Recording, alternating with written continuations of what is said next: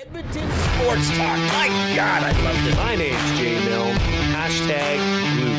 Our sports update deliverer, the Coon. I'm Zachary Kubish, and you're up today. You know what, Reid? You might be honest. All right, here's what's going on in the nest.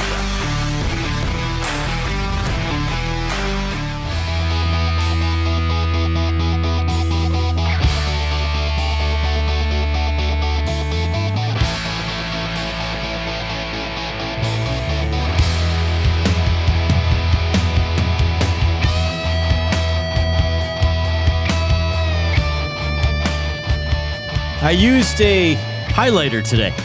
Oh, Do you often use a highlighter? I love highlighting. Would you highlight your textbooks back at the University of Alberta? No, I would make notes from my textbooks and then highlight my notes. Oh, interesting. Yeah. Okay. Interesting stuff. Anything? I highlighted, so first of all, I tried to buy an actual newspaper today. I haven't done that in a while. But I went to the nearby, is it the Petro-Canada over there? And while I was there, it's like, I have a couple lottery tickets in my wallet, and I won $7. No. Yeah, so I'll get more lottery tickets, and it was quite busy. And I'm looking around, and I don't see any newspapers for sale. I was like, there still are newspapers around. Surely. And then I get to the front of the line, and they're sort of like around so you can't see them. Like they're facing the till as opposed to facing the customer. So I see it, and I was like, I said I won money, and I'll get the classic pack, and I might buy this paper. And I'm flipping through the paper to seeing if the article is in it that I'm looking for, and I didn't see it, so I didn't buy the newspaper. And the people behind me were probably thinking, because I would be, why did this guy take the newspaper off the shelf, out of the little cubby, flip through it, and then put it back? What a weirdo. Well, I was that weirdo today. Proud to say. I wanted to see if we could get the actual newspaper with Gerry Moddejonge's column. Yeah. You've seen this thing? I have. Here's the headline. Moddejonge, McDavid is everything to the Edmonton Oilers. Ellipses. Or ... as we used to say back in Evansburg. Except a good captain. Are people all flutter about this? I think it caused a bit of a reaction. So I printed it up instead, and I highlighted some of the key areas that we may need to discuss with Gerry Moddejonge in studio, scheduled to join us at 4 o'clock. I was like, do you want to come in? Talk more about it? He's like, I would love to for my boys at EST. I'll be happy to be here. So here's the thing, everybody. If you're curious, upset, pleased with Gerry, you'll be able to tell him firsthand, or at least digitally, when he's on the show in about an hour. Here's how you can communicate with him and, more importantly, with us. You can text us, 780-218-9999. That's the River Cree Resort and Casino inbox. At Tap 25, they have the happy hour with $5.25 drinks, all beers, including bottled draft, import, and domestic, select premium well highballs, and select premium wine served at Tap 25, Center Bar, Onyx, and on the casino floor, Sunday to Thursday, 9 a.m. to 7 p.m., and rivercreeresort.com. You can email Reid at edmontonsportstalk.com, Jay at edmontonsportstalk.com. I think we should combine the Limerick topic with our off-topic topic. Sure. Once we get there. Yes. That might make the off-topic topic Might even smell better. even more sensory. Yes. It might smell better. So we'll get to that in a few minutes as well. If you're listening on iHeartRadio, TuneIn Radio, we thank you for using those excellent audio platforms. Make sure you favorite the station or make it a preset. If you have us on YouTube this afternoon, then you're on the Edmonton Sports Talk channel. Please subscribe to Edmonton Sports Talk if you haven't already. And you can post in the Nasty Chat, the chat stream going down the right-hand side of the page. And, of course, once you're in there, give us the thumbs up. Click, click, click. Must you click? Please, please click. Must you click? You must click. Thumb, thumb, thumb. All right, what else is going on today? Canadiens Hurricanes Game 1 tonight. I'm looking forward to that. Yes. I will be watching that in its entirety. Vegas, Colorado, I was kind of in and out a little bit.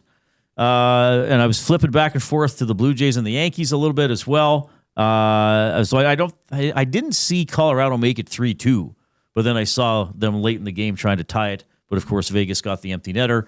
The Blue Jays pulled out the win against the Yankees. I did not watch. I confession, I have not been watching a lot of the NBA playoffs. That's fine. I would sooner watch the Stanley Cup playoffs And sometimes I feel as if I would even sooner watch the Blue Jays. The conference finals in the NBA, I've found to be quite entertaining. I found the games to not be over, heading into halfway through the third quarter. And yeah, they keep rolling them out. I mean, tonight, what's it? Knicks, Cavalier, Right. game 2. I think the Western Conference between OKC and San Antonio is more so probably the de facto NBA final. Right. But the New York Knicks could have something to say about that. And I think they said a lot in game 1. And I don't see how Cleveland can come back from that. Yeah. I just don't, Reid. Yeah, I like sports. I can't watch everything. I've sort of recaptured my, I don't know if passion is the right word, but my interest in following the Blue Jays more, like even more day to day than usual. I get that the NBA is very big and very entertaining. I like basketball a lot as a sport. I feel as if the NBA, to my eye, I find it quite plodding, quite honestly. Plotting. Like, just, okay, here they are. They're passing around. They take a three-pointer. Nobody contests the rebound. They go the other way. They shoot a three-pointer. If it's close late in the game, there's 4,000 timeouts. And I'm just like, what am I watching? Mm-hmm. I would still say that I don't think it's basketball's best version. But it is, now you're getting to the cream of the crop. You've separated the pretenders, and now you've got actual contenders. And I think, like I said, that Western Conference final. Yeah. Oklahoma I think City, SGA is a great story, Canadian. And I watched a lot of the finals last year. That was the Thunder against the Pacers, right? Maybe I don't know. Maybe I need to feel more drawn in, like when the Raptors were in it, or when SGA was in the final. Well, it's like anything, and you did say this earlier, but you can't watch everything. You got to pick. No, I mean we are human beings, and I am in a basketball house, so it's easier for me to come home from a practice and the basketball game's on. Right. I like to have my children and wife with me when we're watching things, so. Yeah. Basketball is a better sell. And of all the things currently going on, if there was one team that is a priority for me to watch, Montreal Canadiens. Sure. So tonight, this is pretty much as intently as I would watch an Oilers game with the Habs. Like yesterday again with Avs Golden Knights, I saw quite a bit, but I had to drive during part of the third period. I'm doing a little bit around my house. We do have lives. And believe it or not, things need to get done. Maybe things that weren't getting done when I was covering, 82 Oilers games and a few playoff games throughout the course of the season. So you got to budget your time and what you have on, or maybe what you have on in the background. So, hockey's number one for me. The Blue Jays game was interesting last night. Score like Savage pitched well, scoreless. And again, the Knicks game a couple days ago, I was flipping to it, and it was never close. So I didn't flip back to it when they caught up. You probably flipped just under the 8-minute mark in the fourth quarter when there was a 22-point lead by the Cleveland Cavaliers. Them. Yeah, probably around them. But I have it on good authority that tonight's Knicks game might be a bit of a blowout. On good authority? Yes. Did you talk to a member of the Knicks? No, I talked to our Knicks insider here from right here in Edmonton. Josh Clausen. Chief meteorologist at CTV. Formerly known as CFRN. Yes, that's right. Back in the day. Sunwapta Broadcasting. That? Channel 3. Yeah, that's right. Remember when they used to have the telethon? That was always a big deal. I loved watching the telethon. Like a fundraising telethon? 30 hour. I can't remember what it was for. It was like 30 hours in a row when they'd get celebrities to come in. But weren't they just raising money for the network, for the station? No, I think there was a cause. Was there? Yeah. I can't remember what it was. 780-218-9999 is how you can text us. We should do an EST phone-a-thon. Oh, that would be that would be hilarious. But all calls are on speakerphone. Yes. All right, 780-218-9999, the River Cree Resort and Casino inbox. Gerry Moddejonge going to join us at about 4 o'clock. He's going to come in studio to talk about his column. McDavid is everything to the Edmonton Oilers except a good captain. Some of the things I highlighted, McDavid deserves at the very least a road named after him. Later on, in fact, of the 15 captains in franchise history, he might be the worst choice of them all. And then he's talking about McDavid's rookie season and then being named the captain. So the C went absent for one season, and I will argue it's been missing ever since. The essence of leadership the letter entails anyway. A lot to get into with Jerry. Okay. I don't know why. I don't know why he decided this was important to write right now. What is this based on? Like, this is purely an opinion piece. There's nobody quoted. There is nobody on or off the record or anonymous or named. Sure. And it's his opinion. Yes, which he's entitled to. He's entitled to. Do we fully agree with it? I would say, for the most part, no, Reid. I would say for the most part, no. Okay. I don't think McDavid is above criticism or critique. Nobody is in life. Nobody is. Right? Now, there is a side to this I want to know from Jerry as well, is what about the aftermath, after you click send on an article like this or a column like this today? How's it been going for you? Yeah. But it is a column, Reid, and that is something important to note, that this is his opinion, right? Yeah. Doesn't mean you have to agree with it. Doesn't mean he's a terrible writer. This is his opinion. But we do have questions that we're going to ask him about it. Much like when the Mark Killam show happens, you're going to ask those questions that people want to know. I want to know what's the answer then. Yeah. Barbershop Window, who's always very pleasant in the nasty chat, says, clickbait, the Journal said we are losing 75% of sales year after year. We need to sell papers. That's why. Well, as usual, Barbershop Window, you're mostly out to lunch. Columns of this nature have existed as long as newspapers have existed. Mm-hmm. Including when newspaper was the primary form of people getting news and opinion.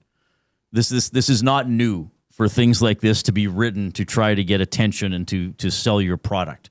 Yes, newspapers are not what they used to be, but I don't think nobody came to Jerry from on high and said, write something. Look at this, 75% down. You're going to fix it with this McDavid article.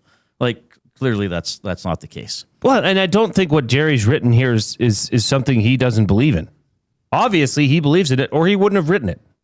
And that's why he's coming on today. Credit to him, because I'm sure it has been, Reid, a bit of a tough day. Right. If you're reading the comments that are posted below, when he reposted his article online on X, right, that is a dark place at times. And judging from what I've seen, he would have experienced that today. Yeah, I mean, my first question is like, why are you taking this stance and now? Like, what prompted this? I think is an important thing to answer. All right, let's get to the afternoon headlines for 100.3, Edmonton's best rock. Stream them on iHeart today. This is Chet Palmer with your sports report. Ding Dong Moddejonge says Captain Connie isn't a good leader. Hey, Jason Milne, is that clickbait in your pocket, or are you just happy to see me?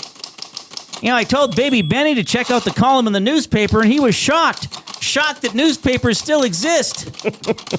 Now, look, I'm not saying the column is just a bunch of malarkey. I'm saying it's also hogwash, fiddle-faddle, and codswallop. I'm Chet Palmer. Oh, Chet. I'm surprised that Chet went that aggressive after what he's written here is Ding Dong Moddejonge. I didn't see that coming from Chet. Gives people nicknames. It is a good nickname. I think Chet, might have to review the comments of this post and see what people think of that. Were there a lot of newspapers there when you went? No, there was one copy of the Journal. Do you remember? I guess the physical copy of this might have been in yesterday's paper. But do you remember where every street corner, or at least by a gas station, there were news boxes? Yes. And you could go put in your 25 cents or 50 cents or $1 on Sundays. Take them all out and leave them on top. Right. Yeah. That was like the craziest thing, is once that door was opened, you could take as many papers as you want. Yeah, it was an honor system. Yeah. The good old days. No, really, who needs to be carrying around a lot of newspapers everywhere? But I did once. Really? Yep. Were you a paper boy? Nope. I took okay. There was a couple, I made the paper. when I was playing with the Bears. Oh, right. Okay.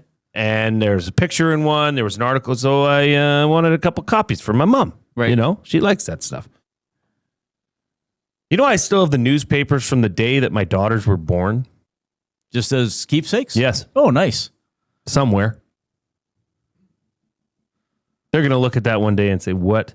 You know what? One was, I think, the day when was Ralph Kruger hired? Or it was 2012? Yes. 2012, I think. Let me see here.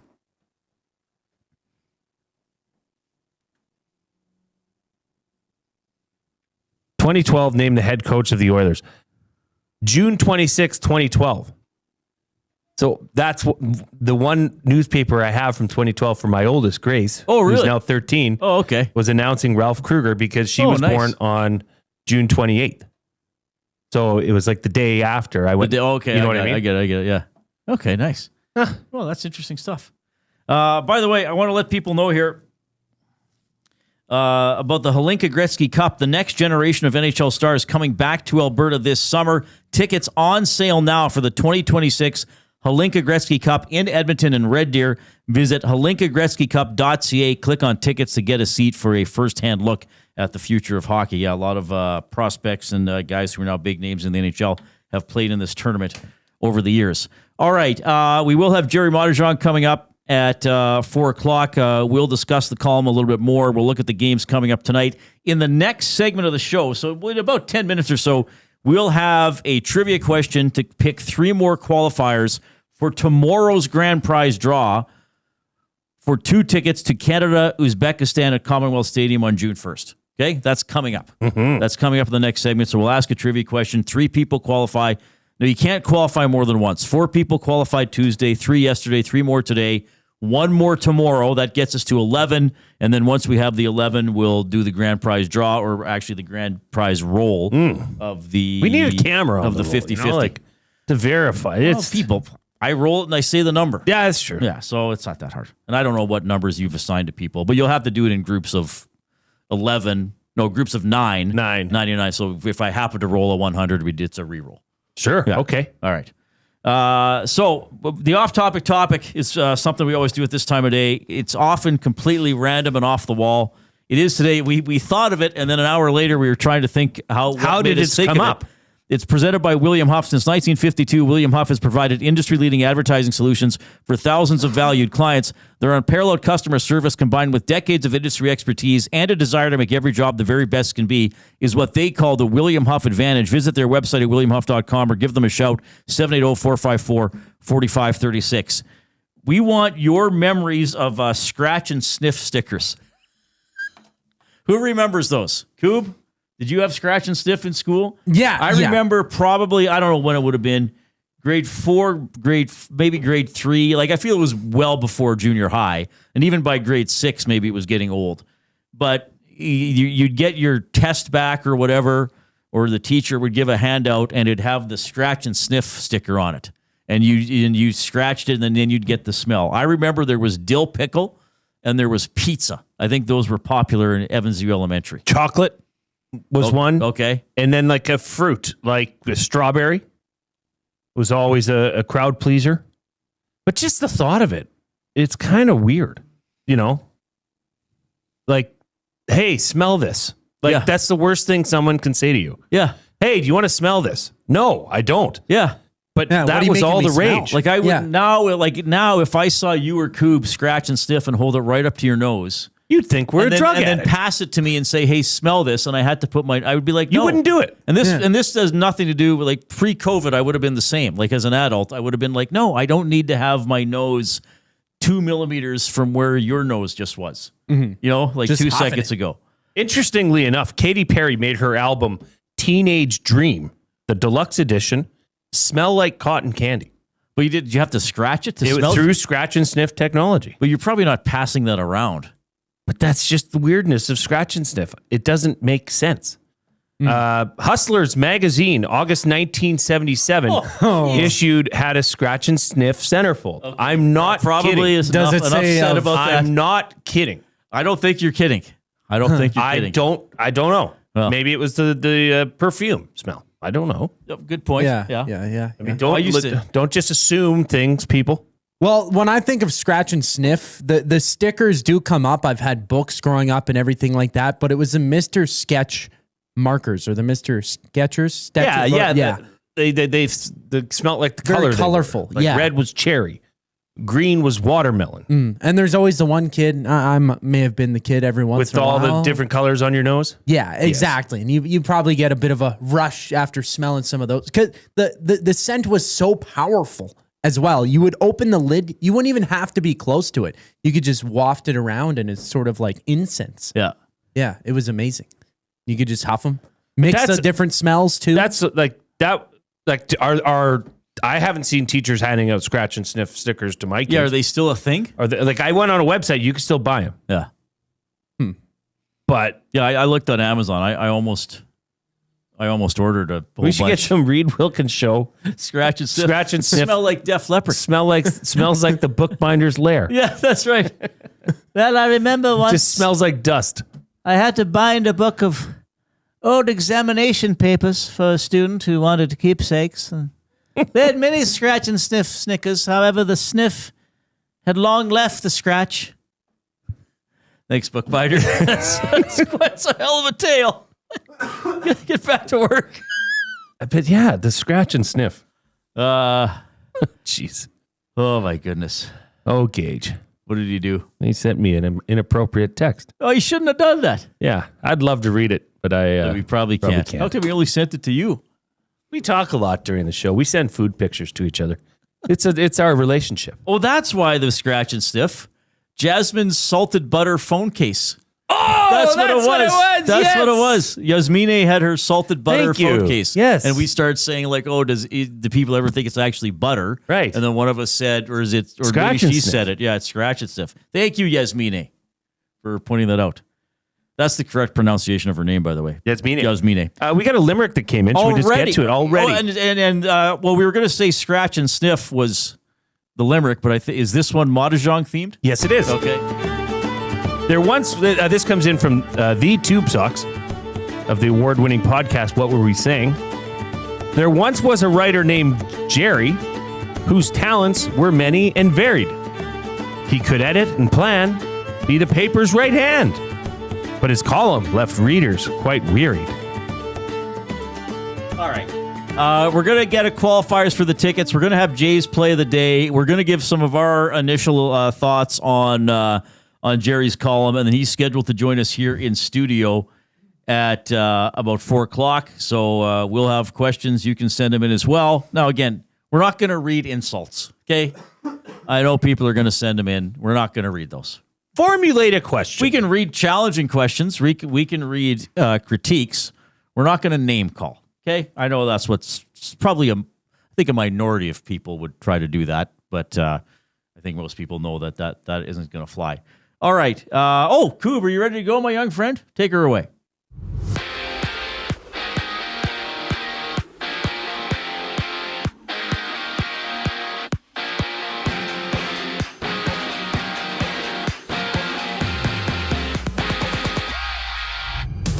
Down south, the Hurricanes go at it against the Canadiens in Game 1 of the Eastern Conference Final. Frederik Andersen gets the start for Carolina. It's Jakub Dobiš on the other side for Montreal. Face-off goes at 6 o'clock. And the Big Apple, the Knicks and Cavaliers hit the deck in Game 2 of the East Finals. Cleveland trailing 1-0 in the best of 7. Game time at 6:30. And a trio of games dot the WNBA agenda. It's the Tempo and Lynx scrapping at 6. From Detroit, the Lions, they've signed Jack Campbell to a 4-year extension, locking him up through the 2030 season. Details on the extension yet to come. Meanwhile, the Blue Jays close out a 4-game series just after 5 against the Yankees. Toronto can split the series with a win tonight. It's Braden Fisher on the bump for Toronto. Carlos Rodon, the starter for New York. Just one game Underway in the majors, bottom fifth inning, the Mets up 2-0 on the Nationals. And after that, it's the Braves and Marlins going toe-to-toe. This sports update is brought to you by Paramount Flooring. From custom homes to small renovations, Edmonton's top builders and contractors rely on Paramount Flooring. Their in-house team handles everything from selections to completion, keeping projects on track and on time. Visit their showroom open 7 days a week or find them at paramountflooring.ca. More with Reid Wilkins, Jay Milne following the break here on Edmonton Sports Talk. I'm Zachary Kubish, keeping you in the loop. Two guys and a goalie. Hire it or fire it. Avs fans should be concerned after a Game 1 loss. I'm going to hire it. They should be concerned, but I think the reason is because the Golden Knights finally have goaltending, and Carter Hart was really, really good. It was playoff goaltending that you saw. Two guys and a goalie, presented by GS Construction. Tuesday and Thursday afternoons at noon, only on Edmonton Sports Talk, your clear choice for Edmonton sports. We have what you're looking for. GD Liquidators is Edmonton's one-stop shop for new and used warehouse, office, and industrial items since 1987. You'll find what you want when you want it. Give us a call, visit us in-store, or check out the monthly auctions at gdliquidators.com. 100% Canadian-owned and operated. We have what you are looking for. GD Liquidators. River Cree Resort and Casino and K97 proudly present Prism and Aldanova. May 29th in the venue. Tickets at rivercreeresort.com. River Cree Resort and Casino. Excitement. Bet on it.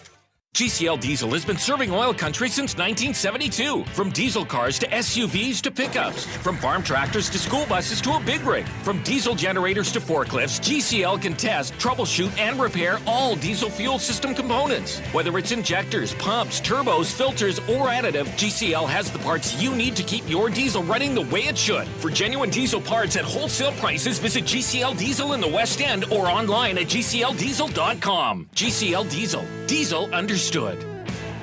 The Canadian Brewhouse has a happy hour for any scenario. You finished work early? Happy hour. You finished work because you accidentally hit reply all to the entire company? Big happy hour. Your boss said, great job. Happy hour. Your boss said, per my last email. Ugh, emergency happy hour. You finally closed the big deal. Happy hour. With a huge selection of ice cold drinks and great food, the Canadian Brewhouse has a happy hour for whatever just happened at work. The Canadian Brewhouse. Your day just got happier.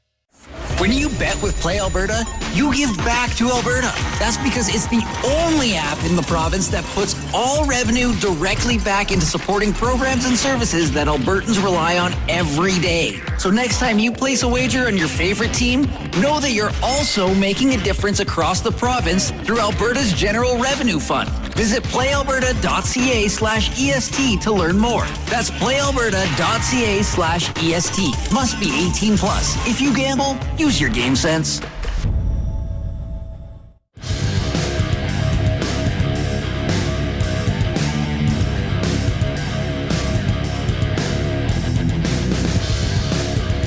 All right, thanks a lot for joining us this afternoon. If you are on YouTube this afternoon, give us a thumbs up, hit the like button. Click, click, click. Must you click? Please, please click.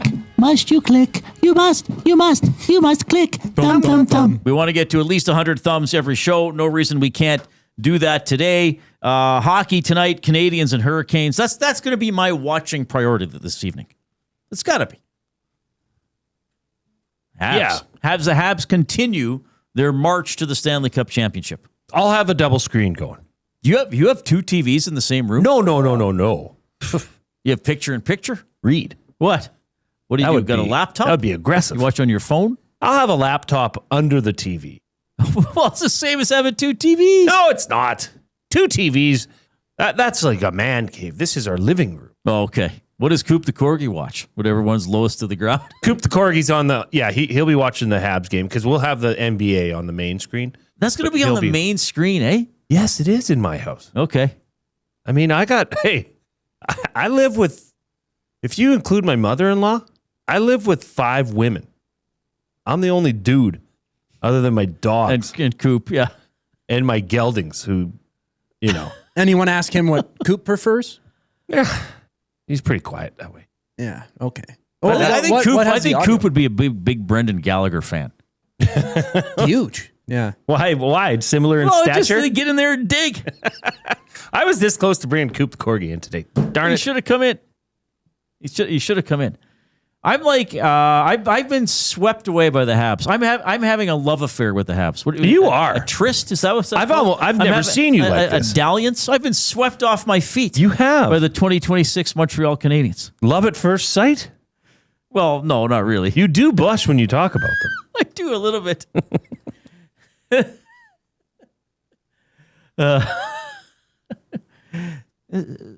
Uri, how are you?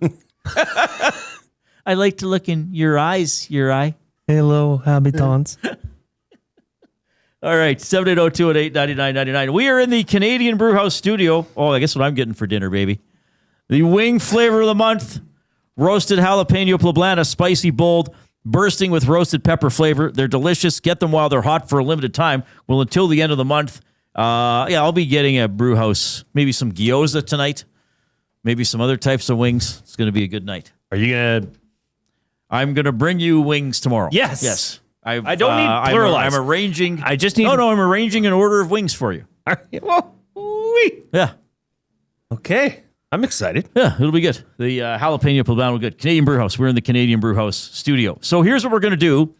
The big game coming up at Commonwealth Stadium. Well, I always forget what it's called. The send-off series? Yes. But they're not leaving Canada. They're not going overseas. They're being sent off to the World Cup. They're being sent off to the World Cup.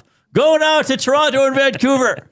Yes. Brave Canadians. You don't have to travel really abroad. Go play your home games. To be sent off. We send you off to play on home soil. My parents used to send me off to church camp at Sylvan Lake. It was the Jay Milne send-off series. The lake? The lake. Did you just say you're going to... Sylvan Lake. So you just say you're going to the lake for church camp? What do you do at church camp? Praise the Lord.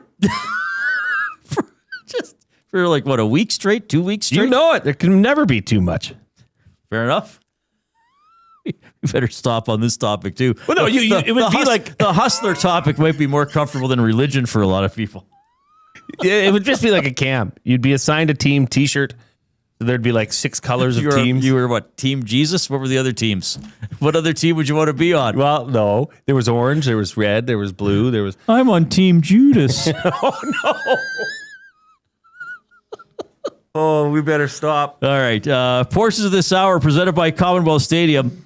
Catch the Canadian men's national team taking on Uzbekistan June 1st at Commonwealth Stadium in Edmonton. All part of the build-up to FIFA World Cup 2026. Get your tickets now at CanadaSoccer.com or at Ticketmaster, or, of course, we're giving a couple away. So first 3 correct answers, text it in to the River Cree Resort and Casino inbox, 780-218-9999. Are we going to count spelling again? First and last name spelling counts? Yeah, of course. Okay, and you know how to spell it? Yes. Oh, yeah. Who scored Canada's first goal at the 2022 World Cup of Soccer? Or FIFA World Cup, sorry. Who scored Canada's first goal? And Jay will keep an eye on that. First 3 correct answers. And you'll qualify for tomorrow's grand prize draw for a couple tickets to the Canada-Uzbekistan game on June 1st. That's going to be a fun game. Is Iwanek going to that game? Do we know? I never know what he's doing. Usually when he starts talking, like it's a bit of a tune-out factor for me. Hey, Reid, I'm actually going to the moon. Oh, stop it. I'm going to live on the moon colony for 5 years. Oh, yeah, okay. So, and then the next day I'd be like, hey, did you hear about some Edmontonians going to the moon to live in the colony? I really am awful. I actually shouldn't be allowed to have a talk show. For someone who's been doing it for this length of time, I probably shouldn't be allowed to have one. But a lot of people nodding out there right now. Riding the Pine says, getting excited for the EE season. Yes, as well. I am as well. Oh, we're going to have the Mark Killam Show every Tuesday at 5 p.m. here as part of the Reid Wilkins Show with Jay Milne. So that'll be great access to have to the head coach of the team to talk about the previous week's game and tee up what's coming up ahead as well. So, yeah, I'm glad people are excited for the EEs. Buttermilk Syrup says Coop needs to join our Frenchie Connor at Sherwood Barks. Lots of corgis. Ladies? Corgi like ladies? There's lots of corgi ladies. It's too much for Connor to handle. So Buttermilk syrup. Is that Penner's wife? Yes.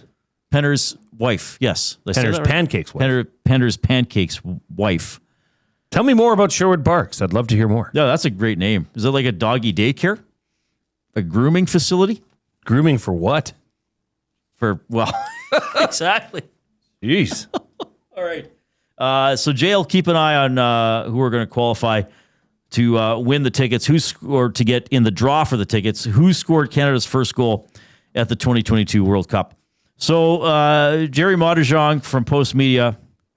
So what do you think of this? McDavid is someone who leads by example more than his words. It's why any number of his highlight reel goals are infinitely more memorable than any interview he's ever given. But there are two problems with that. One, the on-ice example he sets is simply unachievable by any of his other teammates. Unless McDavid's streaking into the enemy zone, carrying the puck, and charging through four defenders by himself to score coast to coast, unless he's doing that, he has to dumb it down for his line mates at least a little. Now we're going to go over this with Jerry. Like I would not generally agree with that assessment. I don't know how relevant it is to that topic. I don't think. I mean, yes, sometimes there might be a little bit. Well, Edmonton plays more puck possession, so no, I got to do that. But I didn't see Curtis Lazar get the puck behind his own net and think, okay, I'm going coast to coast because that's what Connor wants us to do. I think players in the NHL recognize, okay, this guy has this skill set. I have this skill set. Now, there may be times when that type of play is frustrating for McDavid. There may be times where you maybe wish, like, okay, Connor, maybe let's chip it in, or let's try to get the puck to somebody else. I get that, but I don't think a player who is capable of making great individual plays, trying to make a great individual play, is bad leadership. Sometimes that it may be an ill-timed decision. I mean, I saw McKinnon last night do one of his rushes and take a shot, and I think he missed the net. Is that bad leadership? Well, in the game that made it 3-2, he put the defenseman in the screws. Right. Like, he's good. You want star players to make star player-like moves. Right. And that's... But, Reid, what is the... that's a question I have, is what is the relevance of Connor McDavid's skill to defining him as a leader? If anything, I would think that would help his capabilities of being a leader. As he says, McDavid is someone who leads by example more than his words. Right, but I don't think. Yeah, I see. I would say that McDavid trying to make an individual play, I don't think he's doing that to try to get other players to play that way. And maybe that's not what Jerry meant. We'll talk to him. Maybe I'm missing some nuance. Well, and another layer to that, Reid, is, okay, does he lead by example when he's cheating out of the defensive zone and looking for a 2-on-1? See, that's where I would be more critical of on-ice play, because that's not setting a good example. As we've talked about a lot, neither Connor McDavid nor Leon Draisaitl I didn't think had great all-round seasons. Draisaitl says, I want to be a Selke candidate. Yeah. He never was. Draisaitl, I think, is often at his best when he plays a little mean and is delivering cross checks. We rarely saw that. And I think you're right about McDavid. He hasn't made, over, what is he at now, 11 years? He has never really made huge progressions defensively. He cheats for offense. He leans for offense. He often doesn't get involved in a scrum for the puck. Like, he'll try to chip it out. He doesn't stop enough. He tries to poke it out and get a 2-on-1 or a 3-on-2 the other way. Those things I would be possibly more critical of, right? Because you want... In terms of leading by example. Yes, I would agree. Right, and maybe that's what Bowman was talking about, where he said we didn't have a baseline all year long. Was he kind of saying the coach put a lot on Connor and Leon and let them run free? And we've talked about this. When the Oilers got down a goal, certainly 2 goals, but sometimes even 1 goal, it was a lot of like, well, here's a heavy dose of Connor and Leon, as opposed to the coach saying, hey, guys, we have a foundation. Let's keep working. Let's keep checking. Let's dig in. Let's check for our chances, and we'll be fine, as opposed to like, well, I guess we got to hit a home run. Right. Go back to your baseline. No, so maybe that's some criticism of Knobloch, but maybe that's some criticism of McDavid as well. Like if you're talking about leading by example, to me, it's doing the little things, right? Like, well, okay, so in people's workplaces out there, maybe there's a company president or owner or manager, right? And maybe there's the intern who's been there 2 weeks, whatever profession you have, okay? Nobody expects, if the intern sees the boss do something at a high level, nobody expects the intern to do that. But maybe if there's a staff function, everybody cleans up the kitchen, right? To me, that's the type of leadership we're talking about. The president of the company is taking out the garbage. Mm-hmm. You know, he's not leaving, saying, okay, we had a nice get-together here. Everybody else take care of it. Like Dusty. He's like on garbage right. duty. So those, yeah. Well, he was. He didn't do great. He's the first to admit that. But so that's, yeah, we're not, I personally am not worried about the almost supernatural things McDavid can do with the puck. You know, I don't think that he's going end to end and saying like, hey guys, this is how it's done, because very few players can do that. I mean, even Draisaitl doesn't go end to end like that, right? So, but you know, Jerry will talk about that.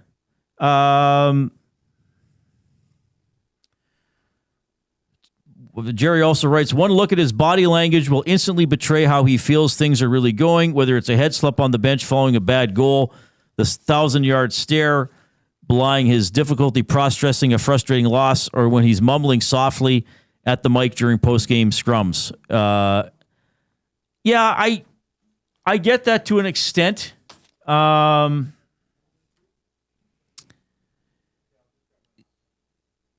You want your leader, so to speak, to be a steady hand. I don't think a steady hand necessarily means emotionless. You know, like I know in my business, there were people I respected who I saw get angry at me, and it didn't make me think like, oh, well, they can't lead because they're out of control. Right. They knew when to show that emotion. I also think pro sports is, it's obviously a very scrutinized and very televised. So there's always a camera on Connor. You know, like that video of Tom Brady when he went to high five somebody and nobody wanted to high five or nobody saw him. Like, but because there's a camera on Tom Brady. So, sure. Probably the one time in Tom Brady's career, right? He put up his hand for a high five. Well, now that's on every blooper reel and goofy things about Tom Brady. So yeah, every time Connor McDavid shakes his head or barks at somebody on the bench or rolls his eyes at an official, it's on TV. It gets shown, and then the people who want to criticize are like, well, McDavid's out of control. Oh, what a big baby he is. I don't buy it. Like, you think Nathan McKinnon doesn't get mad? You think Sidney Crosby never got mad at anybody? Of course they did. Mm-hmm. Or showed frustration. Of course they do. And that's the thing. I get the sense from Jerry's article that this is more leadership via speaking rather than on ice production or on ice play. At least maybe that's what Jerry's thinking would assist in the leadership capabilities of Connor McDavid, of a team captain. But McDavid has been like this since day one, Reid. He's not an outspoken character, correct? But in general. In general, I mean, I think he's a little more talkative or willing to express an opinion the last few years. Sure. But guess what? That's called growth, right? Professional athletes grow year over year, right? I think they were talking about it on the Hangout this morning, how Steve Yzerman played for quite a long time, and then a new coach came in and unlocked something that Steve Yzerman didn't have in his toolbox. Right. And lo and behold, the Detroit Red Wings go and win the Stanley Cup. Now, is that the only thing that? No. There's different factors and that led to that, but every year as a professional athlete, you're growing, you're maturing. Right. Yeah, this is, I mean, I really would challenge Jerry. In fact, of the 15 captains in franchise history, he might be the worst choice of them all. Now, he also talks about the timing of the choice. But like some other players who are prominent with their franchises, he was given the captaincy very young. You know, I don't go into the dressing room and say, is he a good captain or not? The one thing I have heard about McDavid on and off the record, even before he was drafted, because once the Oilers won the lottery, you start interviewing people about him, was that he truly does care about his teammates. Like, he makes an effort to include everybody, in team activities and things on the road, wants everybody to feel like they're part of the, they did their part for the team's success, even if he was out there getting 4 points or whatever. So, and I've heard that off mic as well, people talking about him. So to me, those are qualities of a good leader. But Jerry has a different take, and he's going to be dropping by to talk about it. 780-218-9999 is how you can reach us. That, of course, is texting the River Cree Resort and Casino inbox. Check out the River Cree mobile app. Free to download, get exclusive offers and promotions, get show tickets, make reservations for hotel rooms and restaurants. It's safe, secure, and it's easy to use. rivercreeresort.com. 3:45, here's the Coop.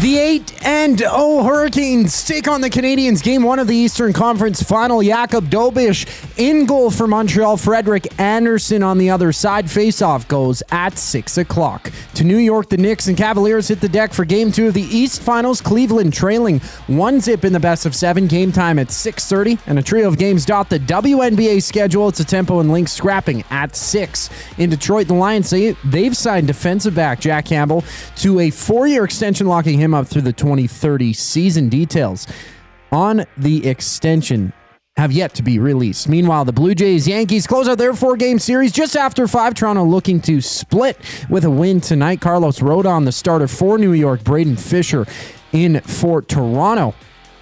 In the majors right now, just one game underway. Top of the 7th, the Mets doubling up the Nationals 2-1, and at 4:40, it's the Braves and Marlins showing down. This sports update is brought to you by Windsor Plywood Leduc, locally owned and operated, serving Leduc and surrounding areas since '93. They have doors, flooring, baseboards, and of course, they have plywood. Go see the knowledgeable staff today at Windsor Plywood Leduc. The Reid Wilkins Show continues after a brief pause here on Edmonton Sports Talk. I'm Zachary Kubish, and you're up to date. The oil stream. It's not a distraction to let a guy who's not active within your organization, like, hey, can we talk to him? Yeah, sure. It takes 4 seconds. Like, it doesn't affect Kelly McCrimmon's day. Like, they're being difficult. They're trying to flex and strut and be like, look at us. You can't take our guy. Well, he's not your guy. You fired him. But it's in line with how that organization conducts themselves. The Oil Stream, presented by Boston Pizza. Monday, Wednesday, and Friday afternoons at noon. Only on Edmonton Sports Talk. Your clear choice for Edmonton sports. Some of us are walking, others are biking. Together, we are accelerating the pace of MS research breakthroughs. This May, join Sentinel Storage at an MS walk in your community. Sentinel Storage, proud partner of MS Canada. At Firehouse Subs, our subs are freshly toasted, stacked high, and crafted to satisfy. Each sub is piled high with premium meats, melty cheese, and toasted to perfection. Firehouse Subs brings bold flavor to every bite, all served on a freshly toasted roll. But we're not just feeding Edmonton, we're fueling it. Dig into the brisket hat trick, piled with slow-smoked brisket and melty cheese. Or go to the Firehouse Subs fan favorite, the Hook and Ladder. Made to order with smoked turkey, honey ham, and Monterey Jack cheese on a perfectly toasted roll. With 15 Firehouse Sub locations across Edmonton and the greater area, it's easy to grab a hot and hearty sub close to home. Firehouse Subs. Hot, hearty, made to satisfy. River Cree Resort and Casino and K97 proudly present Prism and Aldanova. May 29th in the venue. Tickets at rivercreeresort.com. River Cree Resort and Casino. Excitement. Bet on it. Goodwill is one shopper, finding something I never knew I needed. A jacket, a deal, one donor, letting go of something so someone else can move forward. One program participant, learning, trying, building skills, building confidence, building a future. One purchase, one donation, one job, one choice. Goodwill is the power of one, the power of one, the power of one, the power of one. Goodwill Industries of Alberta. It all starts with one. Somewhere, someone is sitting on a patio that is literally part of the parking lot. They're hot, uncomfortable, and bored. Do not be that person. The Canadian Brewhouse has a rooftop, real turf, misters, fire tables, patio games, big screens, and zero reason to be bored. This summer, your standards are higher than a parking lot, and you know it. The Canadian Brewhouse, Canada's best patios. Looking for flooring? Paramount Flooring has it all. Sales, service, and expert installation. With options for every style and budget, open 7 days a week. We've got you covered. Quick delivery and in-stock deals. Plus, EST listeners get 10% off. Visit ParamountFlooring.ca today.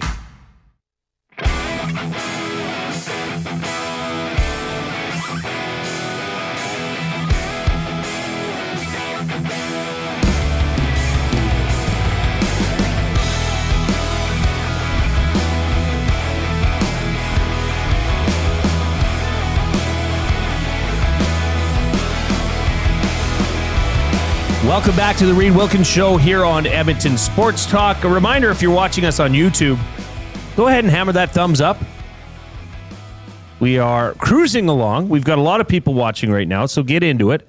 Give us a thumbs up. It helps spread the good word of EST. The afternoon inbox is presented by River Cree Resort and Casino at 780-218-9999. Pineapple Prophet says, good afternoon, gentlemen. I'm finding it hard to answer the question. How do any of us know how Connor McDavid actually leads? None of us are in the dressing room. None of us are on the bench. We only see what we see in small snippets through media avails and the like.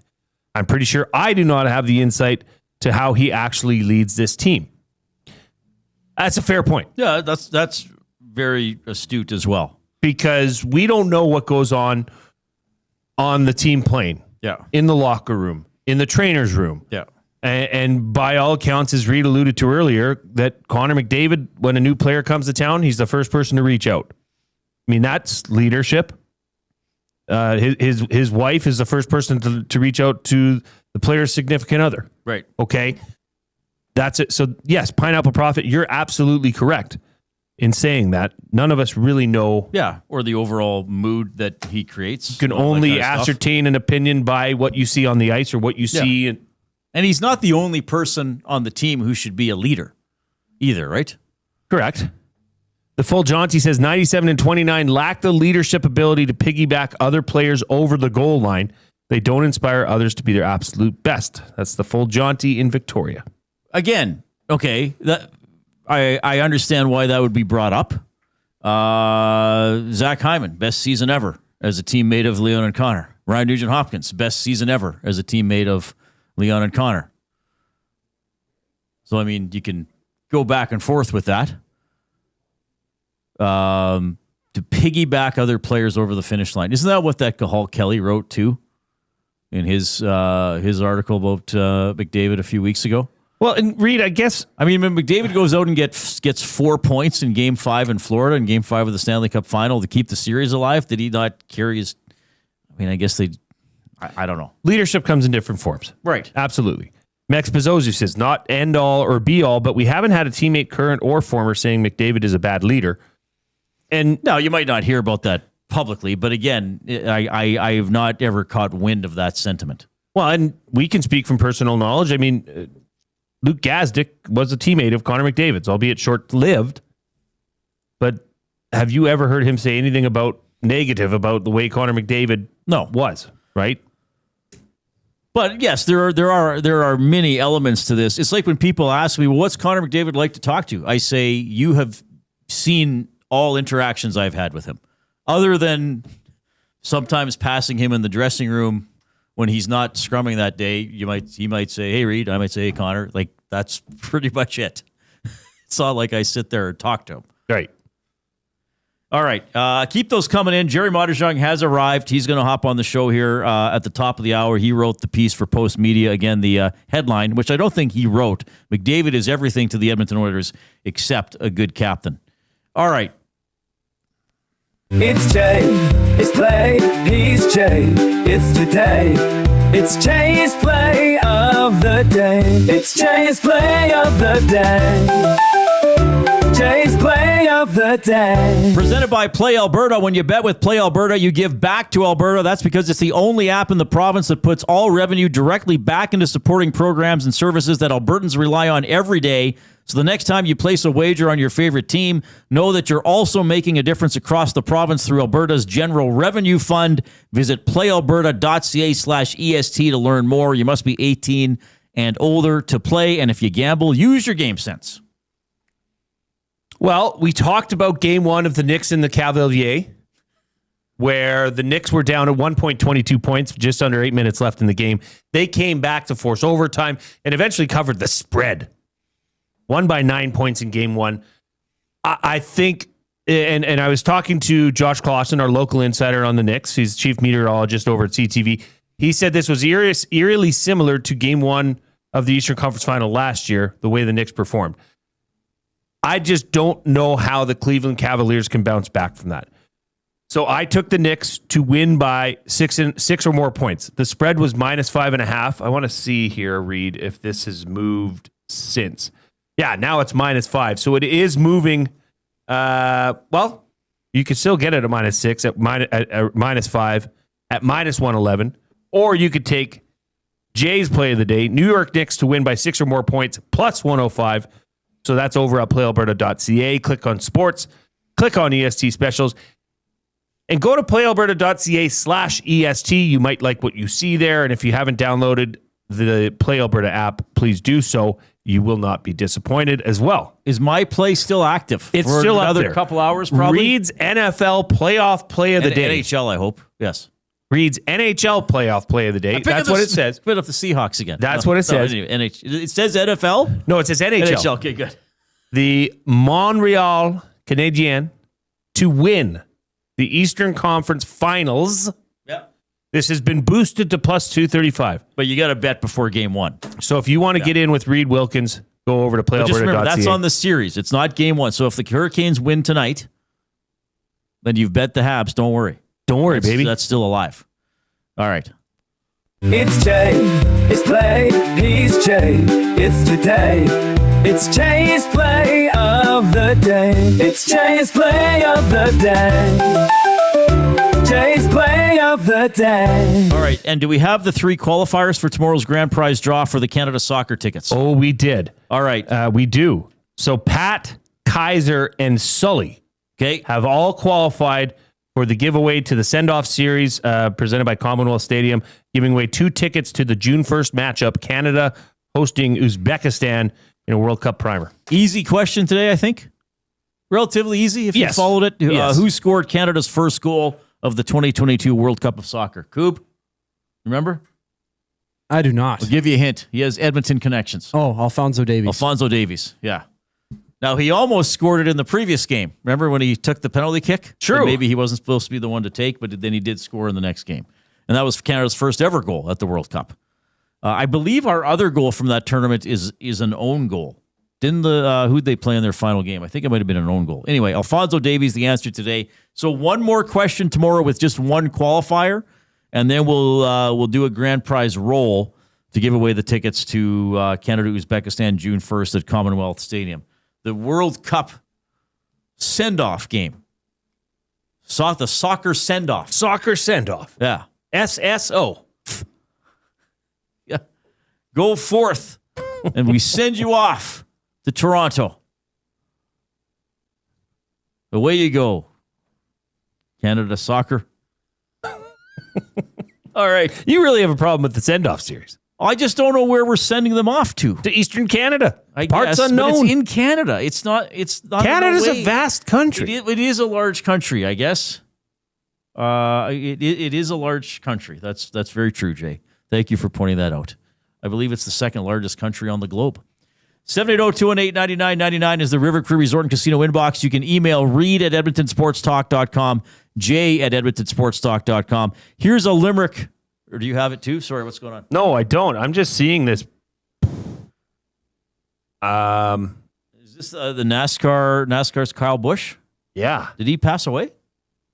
Yes. NASCAR.com. Kyle Busch, 2-time NASCAR Cup Series champion, dies at age 41. Well, yeah, I was just thinking he must not be very old. Cause of death? Well, they said that Thursday he had been hospitalized with a severe illness. Oh, man. Okay. Wow. Okay, well, we'll keep an eye on that. Yeah, we will. And was he still, I don't follow that. Was he still driving? But he's been a very big name for a long time, has he not? He owned a team at one point, too. Oh, did he? Yeah. Okay. All right, well, we'll keep an eye on that one. Gerry Moddejonge is standing by after the 4 o'clock break. The Lock Shop. What's it take for SJ to be considered the greatest Canadian basketball player of all time? I mean, if he retired at the end of the season, is he not? I think there'd still be enough people that would have Steve Nash right now. Nash had an incredible career. And I mean, MVP is always one of those conversations that is hotly debated. The championship and the MVP of the finals, that kind of puts him on another level. The Lock Shop, weekday mornings at 11, only on Edmonton Sports Talk, your clear choice for Edmonton sports. You've always known GCL Diesel as the experts in diesel fuel systems, but did you know that GCL is also your source for turbochargers and turbo repair? As a turbo supplier for Garrett, Borg Warner, and Holset, GCL can provide genuine original equipment turbos at wholesale prices. Whether it's diesel, gas, natural gas, or performance, we can provide you with the turbo or custom repair you require. Turbo questions? We've got turbo answers. Visit us in the West End or online at GCLDiesel.com. GCL Diesel, turbochargers, understood. Worksite ready, Western tough. Lamley's Workwear is calling all tradespeople, oil and gas crews, construction workers, farmers, and hard-working Canadians. Built for the job with quality craftsmanship, job site protection, and cowboy-worthy durability. Trusted brands like Airy at Work and Wrangler Rigs, designed for performance and all-day comfort on the toughest sites. No matter the season, Lamley's has the workwear you need. Shop the full range now at lamleys.com/work. LAMMLES. Time for a new career in 2026? Or maybe your kid is still pondering their path. Good news! Weiss Johnson is hiring. It's Dennis, and not only are we hiring for heating and air conditioning, we're also looking for experienced plumbers and gas fitters. With the growth in residential development, there's no shortage of opportunities at Weiss Johnson. Choose your path with us. Learn from one of the industry leaders, and we will grow together. Receive great benefits and school reimbursement as well. Visit weiss-johnson.com today. It doesn't start on game day. It starts before kickoff. Before the first snap, before the noise, before everyone else. This is Edmonton football. The only way to experience it is being there when it happens. Every hit, catch, and touchdown. Season seats, flex packs, groups, single games. There's a way in for everyone. Edmonton Elks, our city, our year. Get your seats now at goelks.com/tickets. You've heard the name, but what does it mean? For over 66 years, William Huff Advertising has supplied signage from screen printing to digital to LED with design, production, and install in-house. It's a one-stop shop for all your signage needs. Edmonton owned and operated, William Huff has been trusted by the biggest companies and teams in the City of Champions and many others across the country to do the job. If you're looking for a way to get the word out about your company or event, they are the answer. Go to www.williamhuff.com. Their results speak for themselves.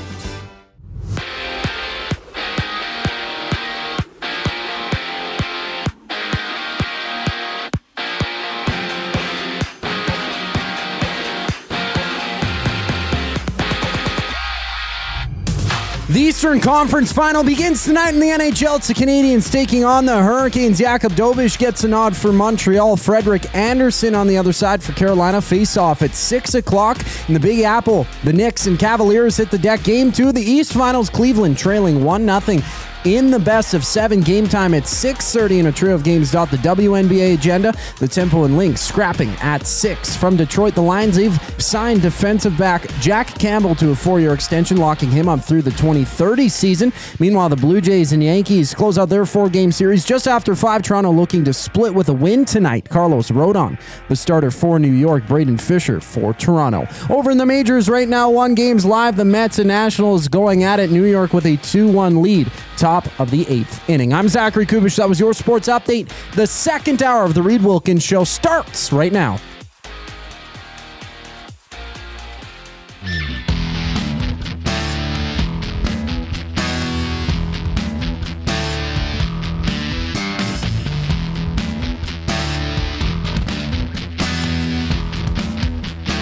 Oh, what a great day.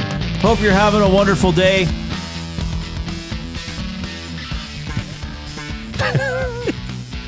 This is awesome. Anytime I get to come see you, Reid, it's a wonderful I know day. you're a big fan of mine. Always. You would never write something like this about me. You've done a lot of things, Reid, so never say never. That's true. I'm quite surly at the rink. Well, maybe this will lead to it. Maybe this appearance. Scrums and stuff. Maybe this appearance will lead to a hit piece on Reid Wilkins coming up next.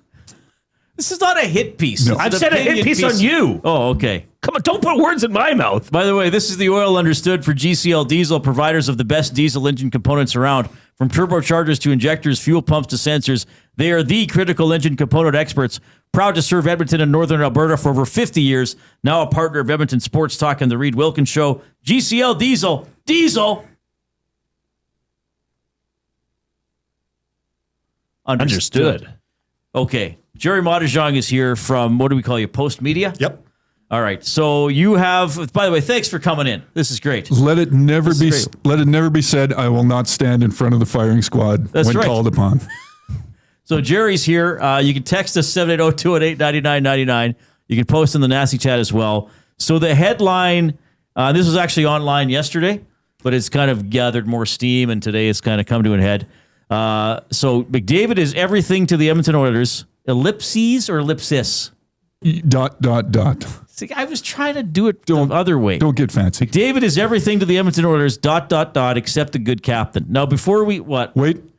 Oh, sorry. Wait. Moddejonge in all caps. Now, let me say something. I wrote this about a week ago, and for this very reason, the up highs were like, yeah, you know what? We're going to run this. We're going to run this up and down the chain, and we're going to. So it's had a couple different iterations before it finally saw the light of day. And one of the important suggestions to differentiate that this is not a news article was the columnist needed to put their name in front of which I've seen before. Absolutely. I've seen before Absolutely. with Maddie or Titch or Speck or stuff like this where it's like Moddejonge is saying this. So let's just say this is not a Postmedia thing. This is all me, baby. Okay. No, I think we understand that. Okay. That's who you work for, but this is your stance. Sure. Your what you're putting out there. Sure. So my very first question though is, like, why did you feel this needed to be written and now? Because it's the off season and this is not a regular season kind of thing. But especially this off season. I mean, I can't be the only one out there who took a look at this team all year long and thought, boy, this ship is looking more than a little bit rudderless. Now, that's not putting it all on Connor McDavid by any means. I mean, the club didn't, and that's why they're looking for a new head coach right now. But as part of wearing the C, this is part of his job too, his role. And so it kind of has to be pointed out at some time. Why not now? Okay, People are still talking hockey. So here's how I would question that, though. Sure. It seems to me you haven't said that he had a bad season as captain. You're saying that he shouldn't actually even be the captain. And do you feel that way? He led the league in scoring. Again, Reid. He didn't have a bad year. He's not a bad player. I would take him on my team anytime. I would jump in the foxhole with him. I would fight any battle with that guy. He'd be my number one. I just wouldn't pin the sergeant stripes on him. I wouldn't put the C on his sweater. I think this goes all the way back to, and it's not even his fault, because of course they hand how old was he? 19? He's youngest captain of all time. Give him the C. Of course he's going to accept it. He's going to take that burden on. I'm just saying it wasn't the best choice, neither for him nor the club. If he didn't have to maybe have this whole weight extra on his shoulders, he's already the poster boy of the NHL, and he doesn't like doing that stuff either, Reid. So if he could all just, let him lead, on the score sheet. Let him do his leading, because what he's going to do is try and lead by example. And good luck finding anybody else in the world who can keep up with that example. Okay, but I was saying before you came in, Curtis Lazar doesn't look at McDavid's skill and think, I got to try to do that. When it comes to that sort of leadership, if that's what you mean. Sure. So what does he bring then is my question as his, best qualities as captain. I mean, we know what he does best. And I'm sort of saying this whole leadership thing. I mean, yes, who's the first one that has to stand in there when things have fallen apart and the wheels have fallen off this whole thing? It's the captain. Yeah, he's it's Connor McDavid. Questions, yeah. He doesn't like doing that at the best of times. So, at the worst of times, it's just another, you can see like things are falling apart in that big game, and it's got to be in the back of his mind. He's like, I'm going to have to stand in front of the lights and the mics and talk about this now. Are you kidding me? Like, it's not the best scenario. I will give you that. He's not always the most talkative under those circumstances. I do think he's gotten better. Sure. I do think it's like if I look back over the years, now I'm not saying this person should have been captain necessarily, but like a Matt Hendricks, crappy loss, he will give you a 30-second answer dive, even the way Ekholm often conducts himself. I'll get that. Sometimes Connor gives you the I don't know what went wrong right now, but we got to fix it. I get it. Okay, so that's you're outlining your position, which is fine. I mean, I got to ask you about this. Mm-hmm. Of the 15 captains in franchise history, he might be the worst choice of them all. Sure. Like, come on. Okay, who's worse? Shane Corson got stripped of the sea. Okay. I don't know what Ron Chipperfield was like. I didn't cover the team. That's fair. Okay. Okay. Ferentz didn't play a lot, didn't have a huge impact. I think there was a rift between him and some of the younger guys. Maybe that wasn't his fault, but it didn't gel. So there's 3 or 4 names I can throw out as options. Reid, I would rather have nobody wear the C than Connor McDavid. For the last 11 years. I would rather have 3 A's on the ice. If you're not going to be the type who steps up and does that, and it doesn't have to be the rah-rah, like, follow me on the charge sort of thing, but I just see, there are better options out there, and you can decide them. It's not for me to pick, but, I mean, McDavid is not a leader of men. He just isn't. So you're talking more, so really the focus of what you wrote is the emotional side of it?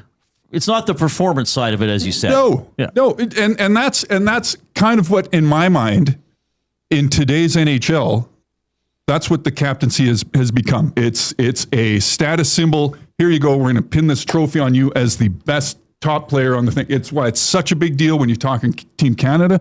It's why, and it is. It's a status symbol, but that it also comes with some duties and responsibilities that aren't for everyone.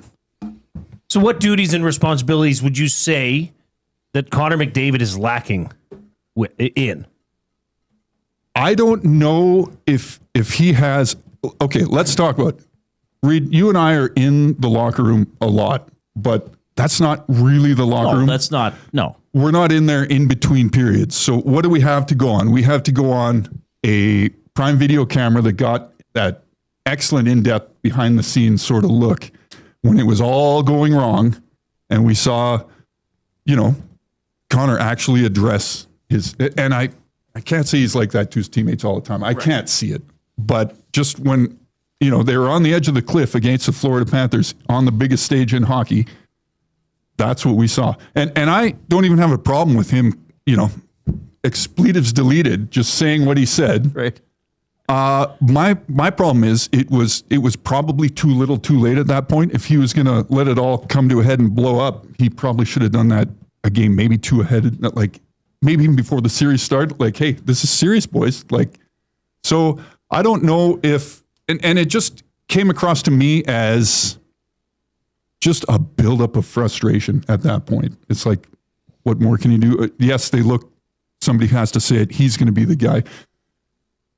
Even if he doesn't have the C, he has the right to stand up and say things in the locker room at the best of times or the worst of times. It just shouldn't all be on him to have to do this part too. So is this more of a management issue? Is that the overarching theme here is that this shouldn't all be on Connor McDavid, but more so because you mentioned early on in the article or the column, that it's not that it's his fault.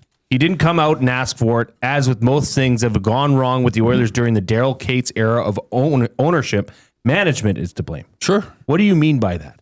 Well, did they have to make him the youngest captain of all time? Was he the best choice even at that time for this? I mean, obviously it was maybe coming to him at some point. Maybe he could have had time to be under an older, more experienced veteran who was good at that type of stuff, who could, stand on the front of the line on that white stallion with the saber out and just kind of show him the ropes a little bit. Maybe he could have learned a bit that way. I don't know if picking him as they did number 1 overall that year and then, what did he have? 3/4 of a year under his belt before he got hurt, maybe half a season. Yeah. And then, so he wasn't even with the team for a full year in the NHL, and all of a sudden they're pinning this on the guy and being like, okay, this is your team. It can still be his team. This just funnels him into certain roles and duties that he might not have been ready for at the time and never really learned how to do. And I mean, I'll give you guys one example, and it's not a good one because it's hard to talk CFL and NHL at the same time, especially in this town. But I go down for opening day at the Elks at Clark Park. And of course, we're talking to Cody Fajardo. And this guy's up there, man, and I know he's older than McDavid. He's been around. And football and hockey are totally different. You can't talk charisma in hockey because these guys are all cut from the same cloth of whatever media training they go to, and they're not supposed to give any sort of bulletin board material that the other team might grab and use as motivation or anything like that. They try to give you the bare bones and let you dress the skeleton on your show in articles that are written about them or whatever. But Cody Fajardo steps up there, and this is not the greatest quarterback ever to put on a green and gold jersey, but the way he talks, even after the season they had, I mean, they were kind of close at some point last year.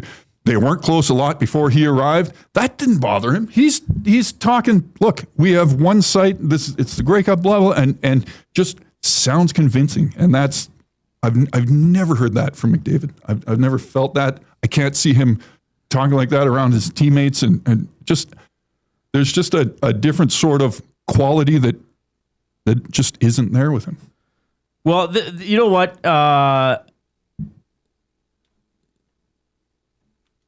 I'll give you that publicly he's not the most inspiring of speakers. Like I remember filling in for Dan. Dan was still doing Inside Sports, and the day the Esks acquired Riley, and I was like, oh my God, like listen to this guy. But hockey players, I think in general, like when you listen to Crosby, do you think, oh, I got to...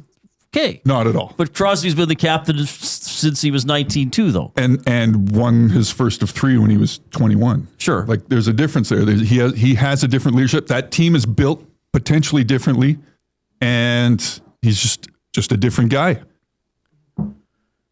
And he also had Mario with around, him. Around.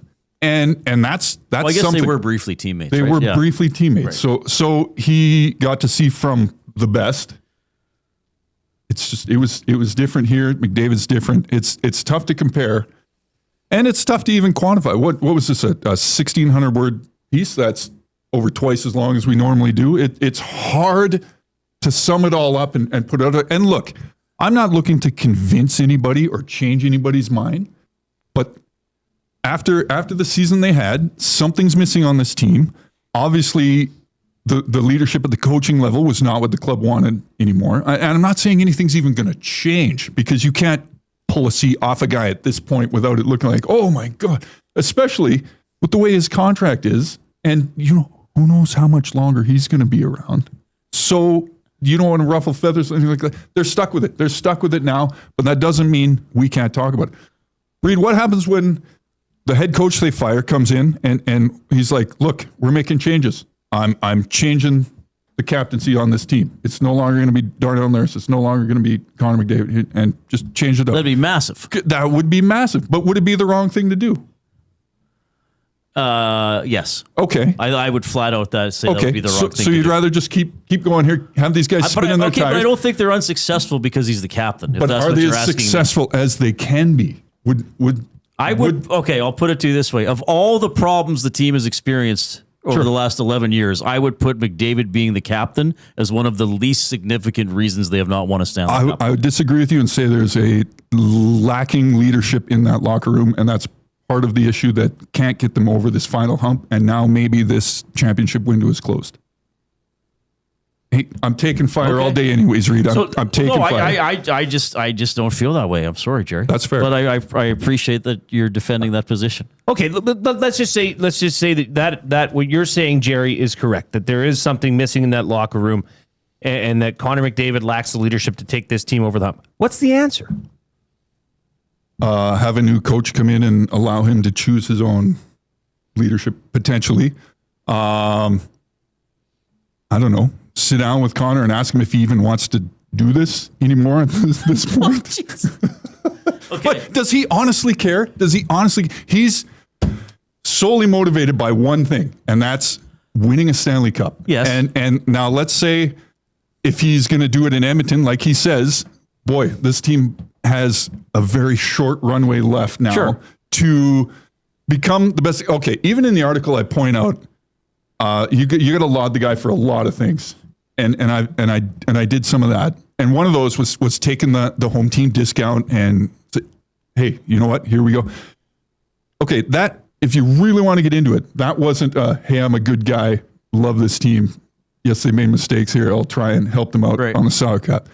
All this does is open the door when he eventually is going to depart, and he will at some point. This opens the door to options for more teams for him to come in or to come into at 12.5 instead of 20 or whatever number you want to throw out there. It's helping him out as well for the future. Okay, we're going to talk. You're going to do another segment. We want to hear what your day has been like, and we may or may not have some questions or comments we can read to you. Again, we're not going to read insults. If you hate Jerry, it's fine. A lot of people hate me. That's fine. Nobody hates Jay. No, but no. And I want to bring up something else because I would have a criticism of 97, but it doesn't. I don't think relate to what you wrote. So we want to get into that as well. Are you sure you want to do this? I mean, there's room in this foxhole with me, Reid. You can jump right in. I would if I thought it was one that I wanted to occupy. I really would. I really would. That's fair. I want to hear this. I want to hear this criticism. I'm curious. Here's the Coop with the sports update.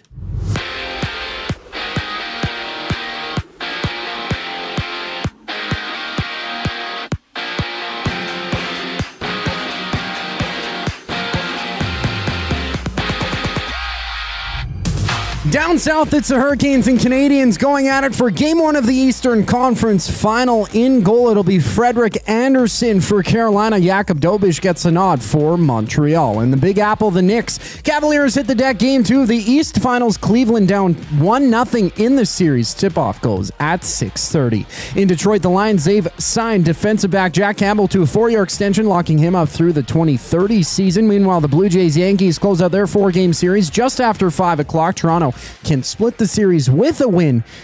New York going with Carlos Rodon on the bump. Braden Fisher countering for Toronto. And right now, just one game underway. Top of the 9th, Mets holding a 2-1 lead on the Nationals. Warming up, it's the Braves and Marlins about to get underway.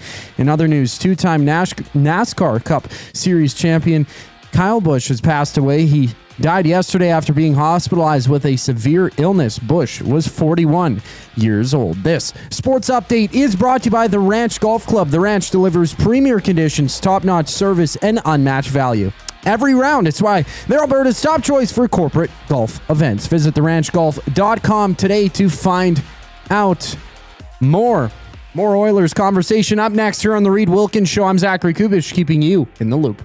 Nielsen Show with Lieutenant Eric. TSN's Jamie McLennan. Everybody hits their expiration date, and the Oilers looked like an uninspired group and an undetailed group when it really mattered. The players have to own that, but so does the coaching staff. So I think the next hire is critical for Stan Bowman. It has to be somebody who is militant and detailed in their structure. The Nielsen Show with Lieutenant Eric. Weekday mornings 6 to 9. Only on Edmonton Sports Talk. Your clear choice for Edmonton sports.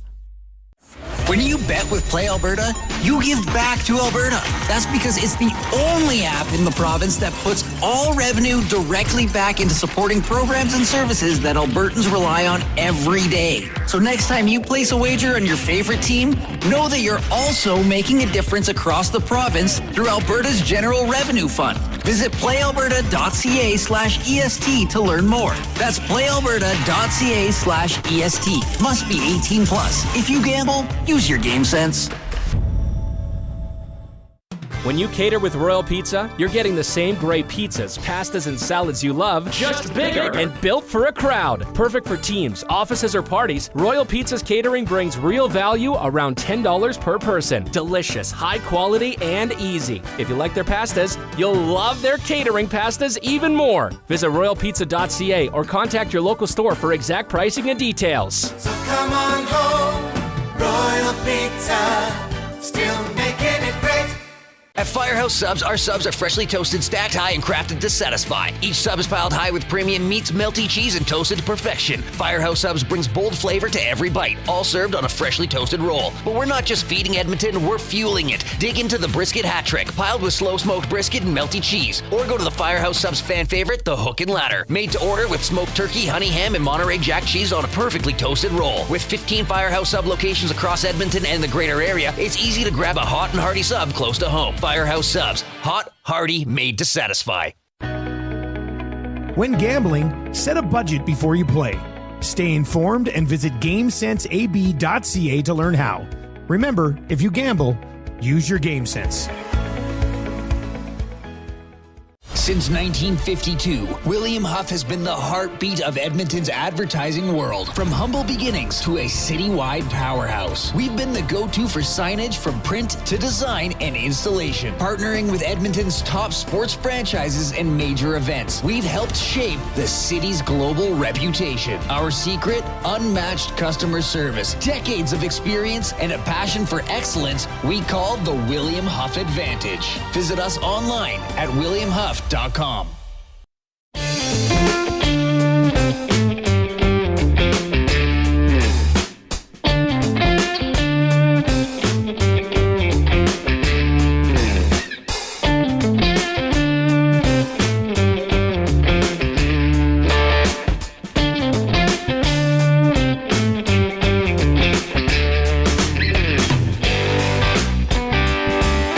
All right, Gerry Moddejonge is here from Postmedia. The headline, Moddejonge!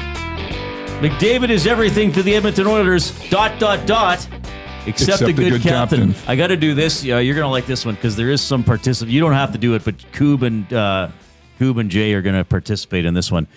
Portions of this hour presented by Little Buckaroo Design. Since 2015, Little Buckaroo Design in New Sarepta has been saying, heck yeah, heck yeah, we can do that. From heat press and embroidery to rhinestones, sublimation, DTF signs, and custom decals. Decals? Michelle and her team can make it happen. Stop by the showroom at 5063 Center Ave in New Sarepta or call 780-984-2872 or check out their website, lilbuckaroodesign.ca, littlebuckaroodesign.ca. I'm wearing one of their shirts today, the Sons of AM Nasty. So there we go. Reid, let me just say that was excellent leadership through that whole thing. Whoa! Oh, thank you very much. Yes, well, that's very kind of you to say. All right, so I think you sort of touched on this. Correct me if I'm wrong as I get to this. I would feel if I was going to write something like this, questioning McDavid's maybe leadership, and I wouldn't question the captaincy personally. Okay. And we were talking about this earlier in the show. We've talked about it on and off probably most of the season. Is where is the commitment to a defensive game? He has shown it in spurts, to be fair, but Connor McDavid defensively is often skating laps in the defensive zone until he steals the puck. And if he doesn't, oh, well, maybe I'm out of position. You know, what do you hear about? Stop on the puck. You know, don't cheat for offense. stay patient if you're down 1-0, which in past years they were better at, not so much this year. So if I were going to write like, hey, here's things McDavid needs to get back to next year, that's where I would go with that. Do you feel that way, or did you feel that wasn't a focus? Or I think what McDavid does, he does better than anybody else. And asking him to do more, putting him on the PK, maybe not necessary, Reid. We all hate that here. Okay? So asking him to play more defense, I mean, all you're doing is asking him to take on more, which in my mind takes away, and just like this article is about, which in my mind takes away from a lot of the other things he could do so much better at if he just focused on being that guy instead of trying to be something he's not. Yes, you have to play a little bit of defense, but I wouldn't have him change anything about him at the same time. Okay. That's it. All right. What's the reaction been like? Like, were people coming up to you at gym, on the street? Okay, I was on my way to the gym this morning and tuning into 95.7. Sorry. Morning show. Yeah. It's on my car. It just happens automatically. And I just caught the tail end of it and heard my name come. I'm like, oh, hey, the boys read it. All right. So I was going to go home and I was going to see what they had to say. I can just imagine. Reid, I knew I was stepping into a minefield with this thing. All right. The very best that could have happened was I would get a whole big long chain of Twitter reaction from it, which I haven't looked at. I'm not a big social media guy, but I can imagine what's on there. Sure. And it's well deserved. These fans pay good money for not just their tickets, but for, subscribe to their newspaper. You know what? Say whatever you will. I invite it. And, if you even want to go a little bit beyond the usual Twitter reaction, my email's at the bottom of it too, and I will get back to the emails. I probably won't look at your tweets. What do you think about the people? And I did look at your Twitter mentions. Okay. And trust me, there are several that say, "Oh, this is clickbait." What do you think of the term clickbait? I don't get paid per click, so it means little to me. Do you want people to read when you have thoughts on something? Yeah, of course. Do you want people to tune into your show and when you have something important to talk about? Sure. How hard is it to come up with a topic that hasn't been done to death on the Edmonton Oilers in this market? Good luck, right? So to venture out and branch out and actually have something to say on something that, this is almost sacrilege. Like, good luck saying anything about Connor McDavid other than him being the greatest thing to walk on this earth since, August 9th, 1988. Right. So, you know what? But that doesn't mean you can't have a little conversation about it and maybe wonder if things were different, or could they be different, or how could they be different, or is this the best thing for this club? Is this the biggest problem? No, not by far. Is it something that, they could address? Probably not. It's well past that point. What did you say, 13? He's heading into his 13th? Is that where we're at already? Was it 12th year or 13th year? I think so, yeah. Yeah. Like, good luck. You're not taking it away from him. But so it seems to me, though, part of your argument is maybe if he doesn't get it in this fall of 2016, he's better prepared to get it in 2021. Like, are you saying he never, ever should have been the Oilers captain? Or are you saying they should have just not picked him when he was 19? Right. If we could do it over again. I don't think he was, and yes, of course, hindsight is 20/20. Looking back, it's easy to say, man, that guy's maybe not the best choice for this. But would he have learned from maybe if there was another captain in between? Ferentz was he was on the. But Ferentz was on the way out, and then he didn't play. And then he didn't play. He Luch the captain. I don't know, or nobody. McDavid didn't even see. You talk about Crosby, who got to play with Mario. Right. McDavid didn't even have a captain in the dressing room in an NHL dressing room before he was one. So, and like I said, not his fault, but maybe they could have just waited a little bit longer.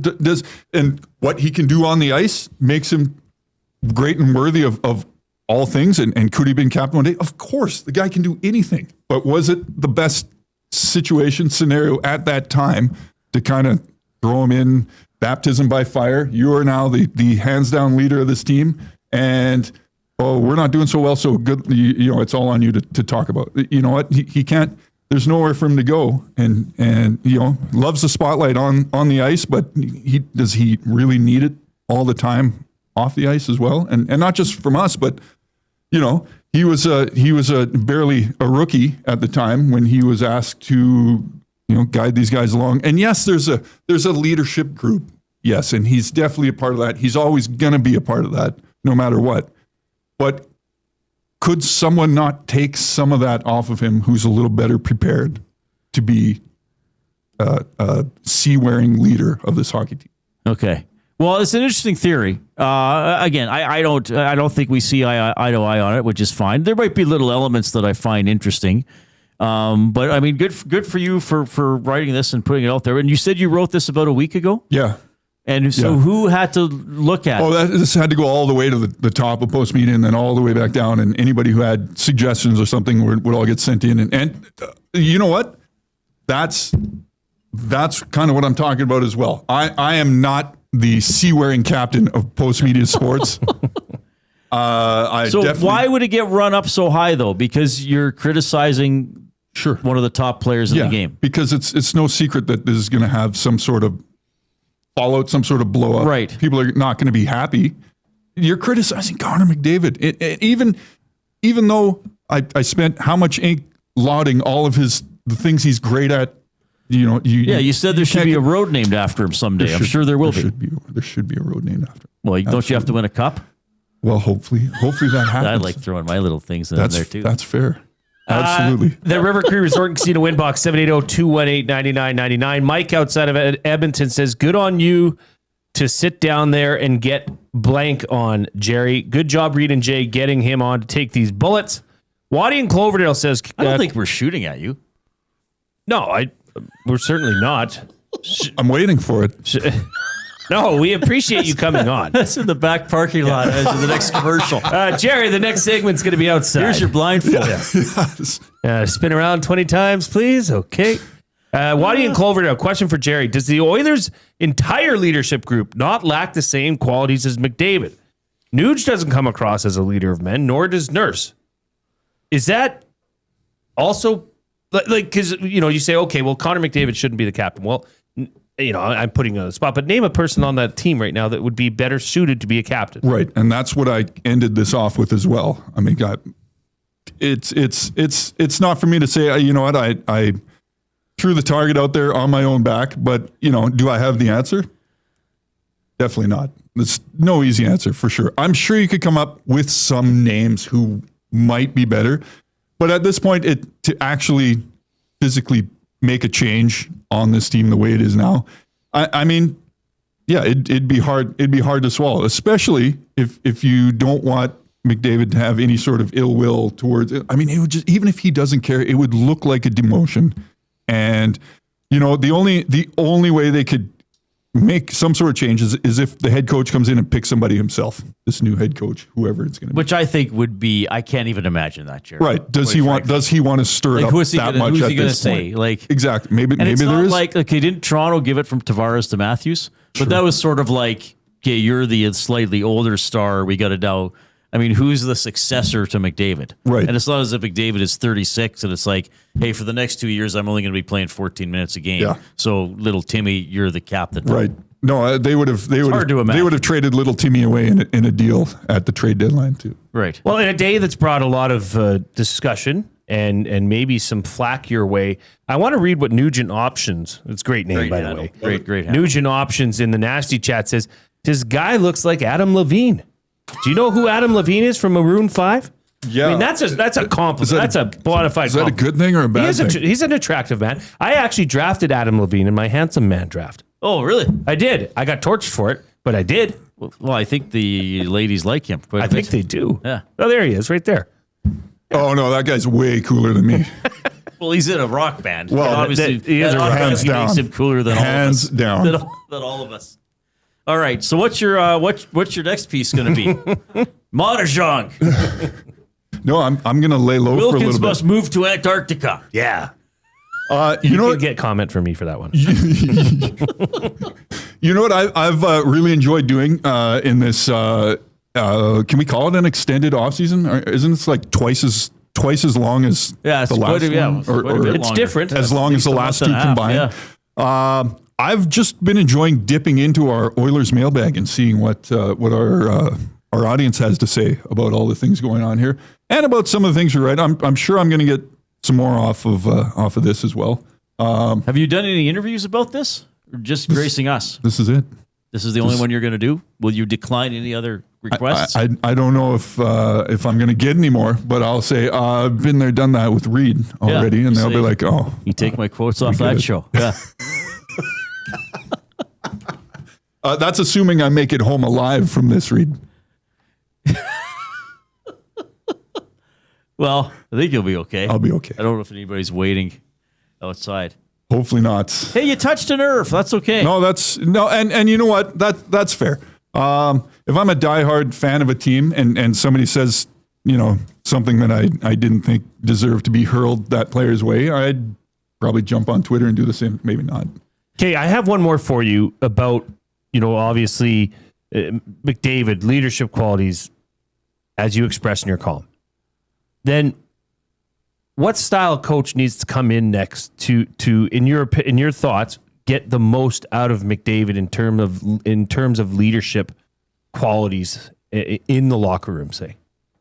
Like, what style of coach? I'm not saying, hey, name names, but what style of coach? Is it a hard coach? You know what? I wouldn't mind that. Yeah. You know what? It'd be different. I wouldn't mind somebody coming in and taking charge. Not to the point where he's gonna mess around with who gets the letters, but you know what? If the players aren't gonna do it and aren't gonna do it themselves and have shown they, might have been lacking in some area or whatever, and then guess what? It falls on the head coach to make up that ground. Knobloch was not that guy. I'm not saying he was a bad hire at all. Knobloch was, like Stan Bowman said, exactly what they needed at the time. Turn things around. You know what? Back-to-back Cup finals. But he wasn't that hard-edged guy. I mean, was he enough of a head coach to be able to make up for whatever leadership lacking I saw and talked about? I don't know. Maybe not. Probably not. But he was a great head coach. But if a head coach comes in and sees a problem, I would hope he would do whatever he can to fix it or take on more of that role himself. Jerry, thank you very much for coming in. Very informative, very passionate. Thanks for interacting with our audience as well. We really appreciate it. Happy to be here, Reid, anytime. Gerry Moddejonge from Postmedia in the Canadian Brewhouse studio. We'll have buying or selling, more of your reaction for Damon Bunting when we get back. Here's the Coob.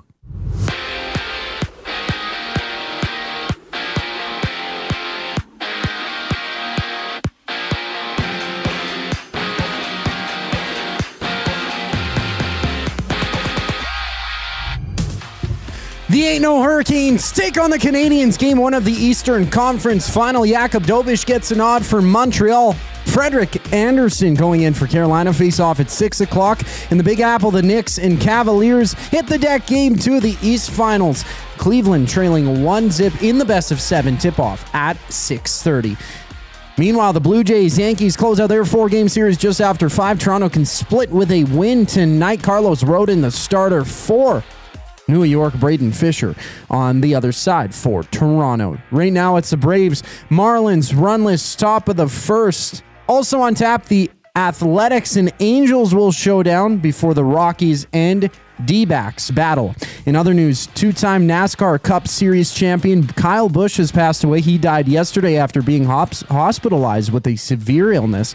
Busch was 41 years old. This sports update is brought to you by the Edmonton Elks. It doesn't start on game day, it starts before kickoff. Get your single game tickets today and be there for every hit, catch, and touchdown. Lock in your seats now at goelks.com/tickets. So conversation continues here on Edmonton Sports Talk. Following the break, I'm Zachary Kubish, keeping you in the loop. The EST Hangout. We're whipping the ball around like super fast. The structure is probably closer to what you play in basketball than I mean, you do have to jog around, but my brother's probably screaming at either his computer screen or his whatever he's listening device. Go, yeah, Tom, suck it. Shout out Paulie. No, do not shout out Paulie. The EST Hangout, presented by Sentinel Storage. Weekday mornings 9 to 11, only on Edmonton Sports Talk. Your clear choice for Edmonton sports. Hey sports fans, I'm Alistair Johnston with Canada Soccer. The biggest sporting event in the world is coming to Canada this summer, and we hope that you're just as excited as we are. It's a once-in-a-lifetime opportunity, and I can't wait to share it with the whole country. Sentinel Storage, official storage partner of Canada Soccer. Goodwill is one shopper, finding something I never knew I needed. A jacket, a deal, one donor, letting go of something so someone else can move forward. One program participant, learning, trying, building skills, building confidence, building a future. One purchase, one donation, one job, one choice. Goodwill is the power of one, the power of one, the power of one, the power of one. Goodwill Industries of Alberta. It all starts with one. Looking for quality building materials and friendly advice? Visit us at Windsor Plywood Leduc, family owned and locally run since 1993. From interior materials for doors, flooring, baseboards, and all the finishing touches to all you need for your outdoor projects like cedar lumber for decks and fences, plus all the plywood you'd need. Our full-time on-staff carpenter can help with anything odd-sized or custom, and from domestic hardwoods to exotic selections, we've got you covered. And if we don't have it, we'll track it down for you. Windsor Plywood Leduc. We're the experts you need to know. When you bet with Play Alberta, you give back to Alberta. That's because it's the only app in the province that puts all revenue directly back into supporting programs and services that Albertans rely on every day. So next time you place a wager on your favorite team, know that you're also making a difference across the province through Alberta's General Revenue Fund. Visit playalberta.ca/EST to learn more. That's playalberta.ca/EST. Must be 18 plus. If you gamble, use your game sense. Hey sports fans, I'm Alistair Johnston with Canada Soccer. The biggest sporting event in the world is coming to Canada this summer, and we hope that you're just as excited as we are. It's a once-in-a-lifetime opportunity, and I can't wait to share it with the whole country. Sentinel Storage, official storage partner of Canada Soccer.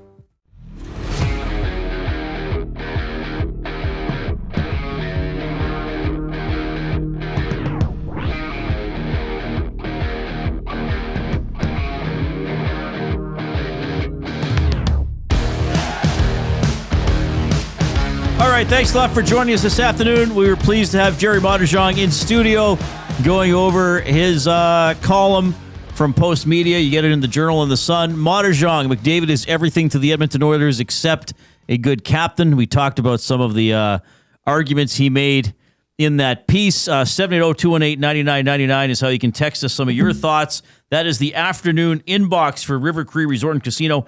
At Tap 25, they have 50% off the entire menu. All menu items at Tap 25, 7 days a week from 2 to 5 p.m. Guy Flaming coming up at the top of the hour from the Pipeline Show. Memorial Cup preview. Why not? Did you know? Do you know who is calling the play-by-play for the Memorial Cup on TSN? Are you kidding me? That guy. D. Nielsen is doing it. How about that? What an honor. Very cool. With Frank Corrado. Frank Corrado. Yeah. Good stuff. Except we're not going to see Dustin for a while. That's the only bummer for us here at EST. We miss him all next week. Well, it is summer.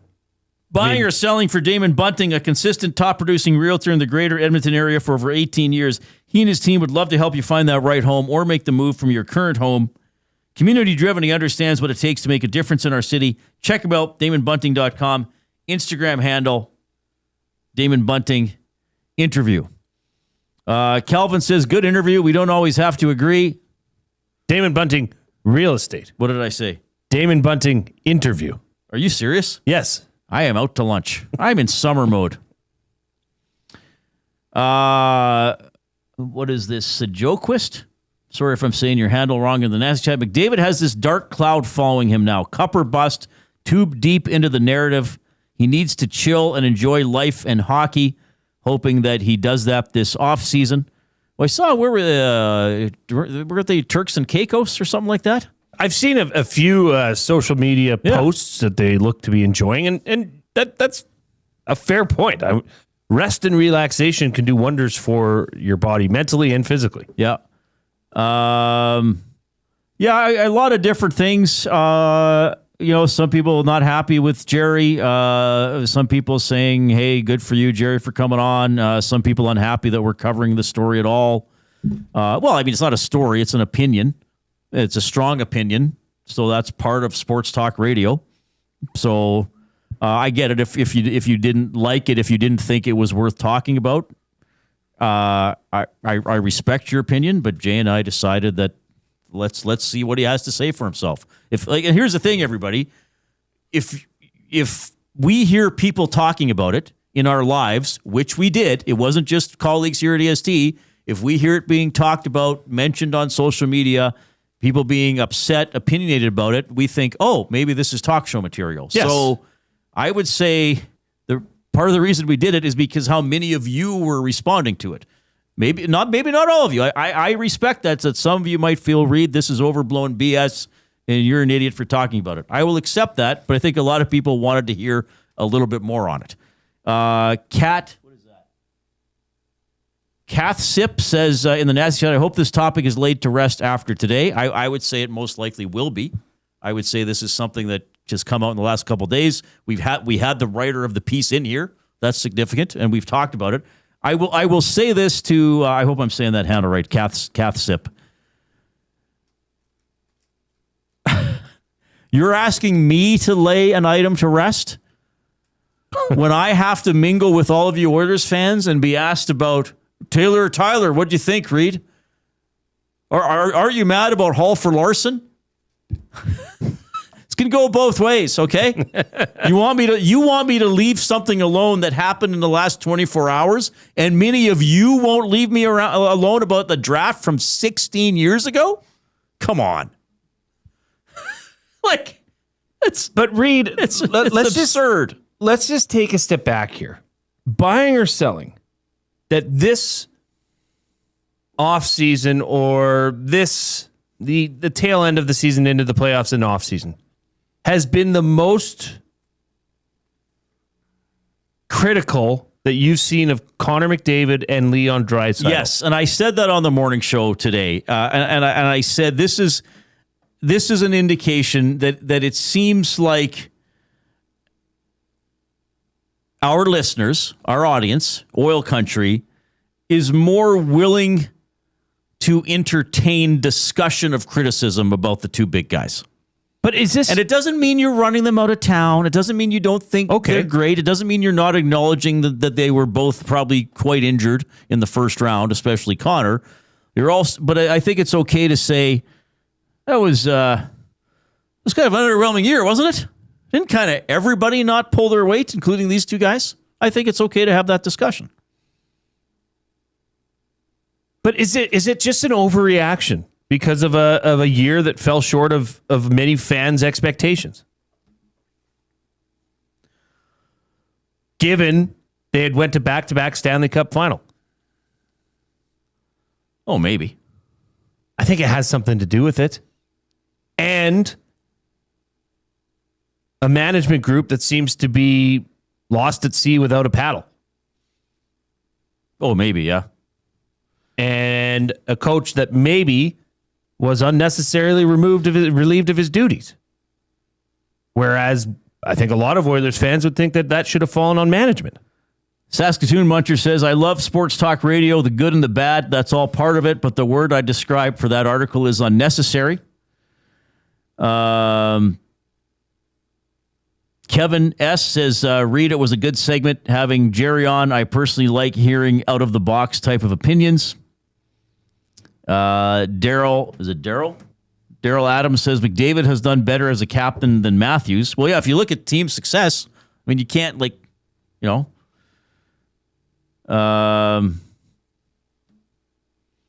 Project Dumpling says, it's a dead summer. It was entertaining, LOL. Hey, Project Dumplings, my summer ain't going to be dead, baby. Wilkins is going to be on fire all summer long. Boom. You know how many board games I'm going to play? You know how much extra gaming I've done just during the second round that I didn't have time for the last 2 years? One could only imagine. One could only imagine. There's so many dice being rolled, my neighbors think there's a party going on.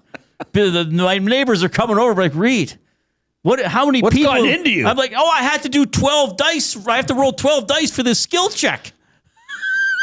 Big Uke, baptized Big Uke says today has been a great indicator that people are not looking to criticize the big guns or even have that conversation.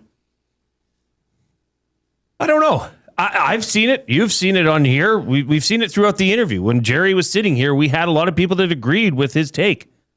Is McDavid the right leader off the ice that none of us know about, by the way, for this team? But okay, here's the thing. I think a player who plays a lot has to be the captain of the team.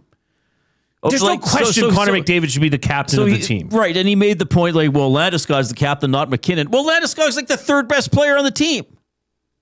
Well, fourth maybe. But you know what I'm saying? He's a top billing player. Like the only other person that you could see that might fit the role of a captain on the Oilers would be Zach Hyman. No, it's Leon Draisaitl. No, it's not. Yes, sure it is. Why? Because he's a leader. I know, but I think that's the reason this is written, Reid. He has a leadership role. Does he do the little things, the small things, the hard things, the tough things? That's what the premise of this article was about. No, the premise of the article was that he's not outgoing enough, that he doesn't like handling it. That's what I got out of it. I guess, Reid, what you had talked to him that he also agreed with, that's Gerry Moddejonge, who was just on, when you brought up the defensive liability of Connor McDavid and Leon Draisaitl, the leaders of this team who maybe aren't setting the best example for the rest of the team. Right. That's, I guess, where I would throw out a Zach Hyman. Oh, but that's never happening. Okay. Right. Connor McDavid is the captain of the Edmonton Oilers. He will be for as long as he chooses to be.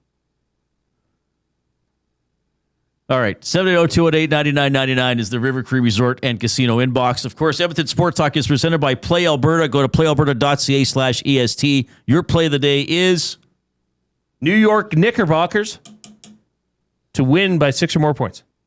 Boosted to plus 105.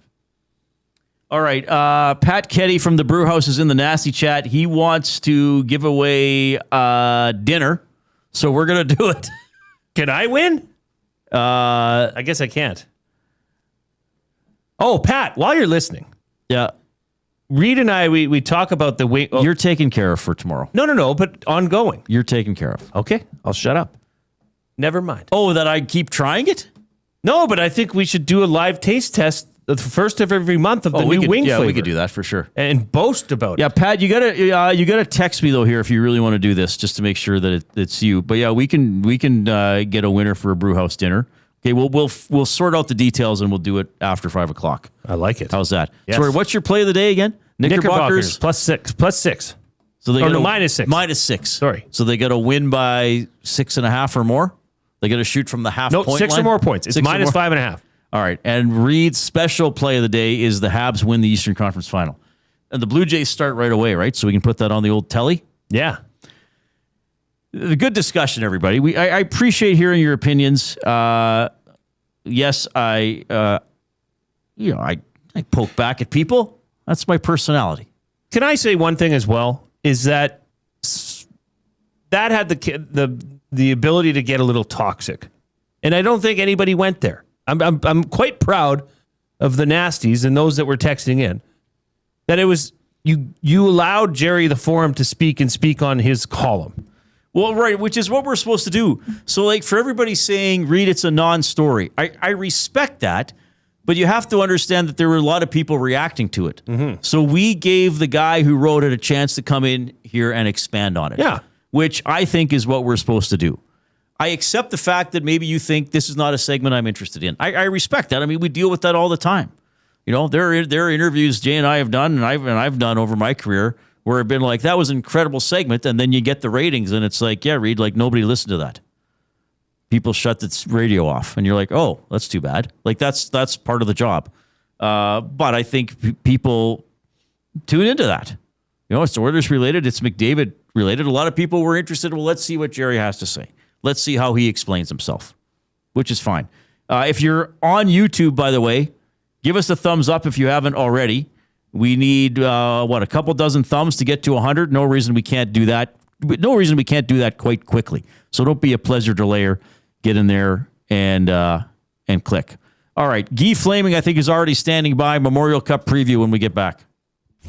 Two guys and a goalie. Hire it or fire it. Avs fans should be concerned after a Game 1 loss. I'm going to hire it. They should be concerned, but I think the reason is because the Golden Knights finally have goaltending, and Carter Hart was really, really good. It was playoff goaltending that you saw. Two guys and a goalie, presented by GS Construction. Tuesday and Thursday afternoons at noon, only on Edmonton Sports Talk, your clear choice for Edmonton sports.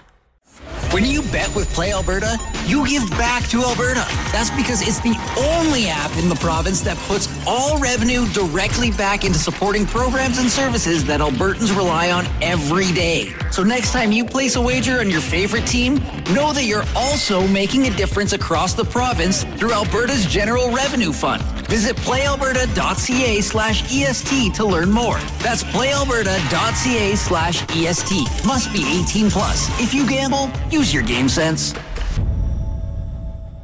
The Canadian Brewhouse has a happy hour for any scenario. You finished work early? Happy hour. You finished work because you accidentally hit reply all to the entire company? Big happy hour. Your boss said great job? Happy hour. Your boss said per my last email. Ugh, emergency happy hour. You finally closed the big deal. Happy hour. With a huge selection of ice cold drinks and great food, the Canadian Brewhouse has a happy hour for whatever just happened at work. The Canadian Brewhouse. Your day just got happier. It doesn't start on game day. It starts before kickoff, before the first snap, before the noise, before everyone else. This is Edmonton football. The only way to experience it is being there when it happens. Every hit, catch, and touchdown. Season seats, flex packs, groups, single games. There's a way in for everyone. Edmonton Elks, our city, our year. Get your seats now at goelks.com/tickets. River Cree Resort and Casino and K97 proudly present Prism and Aldanova. May 29th in the venue. Tickets at rivercreeresort.com. River Cree Resort and Casino. Excitement. Bet on it. Some of us are walking, others are biking. Together, we are accelerating the pace of MS research breakthroughs. This May, join Sentinel Storage at an MS Walk in your community. Sentinel Storage, proud partner of MS Canada. Time for a new career in 2026? Or maybe your kid is still pondering their path. Good news! Weiss Johnson is hiring. It's Dennis, and not only are we hiring for heating and air conditioning, we're also looking for experienced plumbers and gas fitters. With the growth in residential development, there's no shortage of opportunities at Weiss Johnson. Choose your path with us. Learn from one of the industry leaders, and we will grow together. Receive great benefits and school reimbursement as well. Visit weiss-johnson.com today.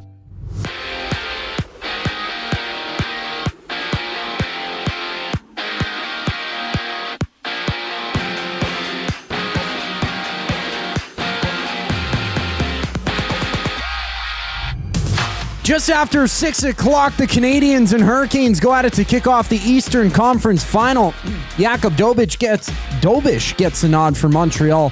Frederik Andersen going in for Carolina. And in the Big Apple, the Knicks Cavaliers hit the deck Game 2 of the East Finals. Cleveland trailing 1-0 in the best of 7. Game time at 6:30. And according to ESPN's Sham Charania, OKC's Jalen Williams will be evaluated day by day for a hamstring injury that limited him to just 7 minutes in Game 2 against the Spurs. Game 3 goes tomorrow night. Meanwhile, Game 4 between the Jays-Yankees goes momentarily. They close out their series. Toronto can split with a win tonight. And Braden Fisher goes on the mound for Toronto. Carlos Rodon for New York. Just one game live right now. Top of the second, the Angels up 3-0 on the Marlins. And in other news, two-time NASCAR Cup Series champion Kyle Busch has passed away. He died yesterday after being hospitalized with a severe illness. Busch was 41 years of age. I'm Zachary Kubish. That was your sports update. Hour 3 of the Reid Wilkins Show starts right now.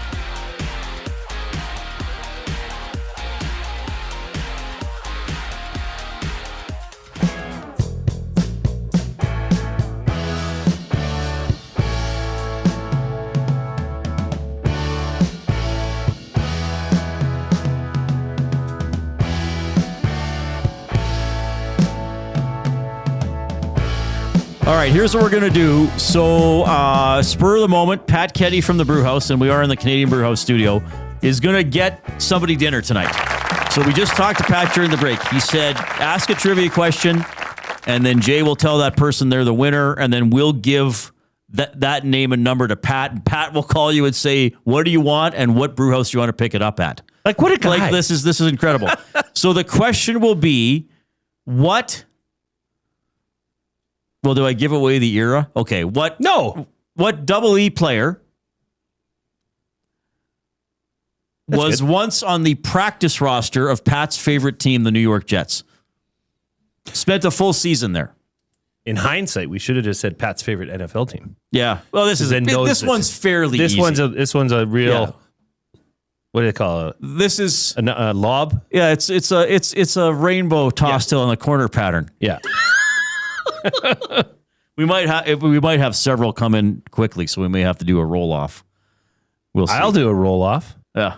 Why not? I think he was on the Soviet team in 72, wasn't he? Roloff? Anton Roloff.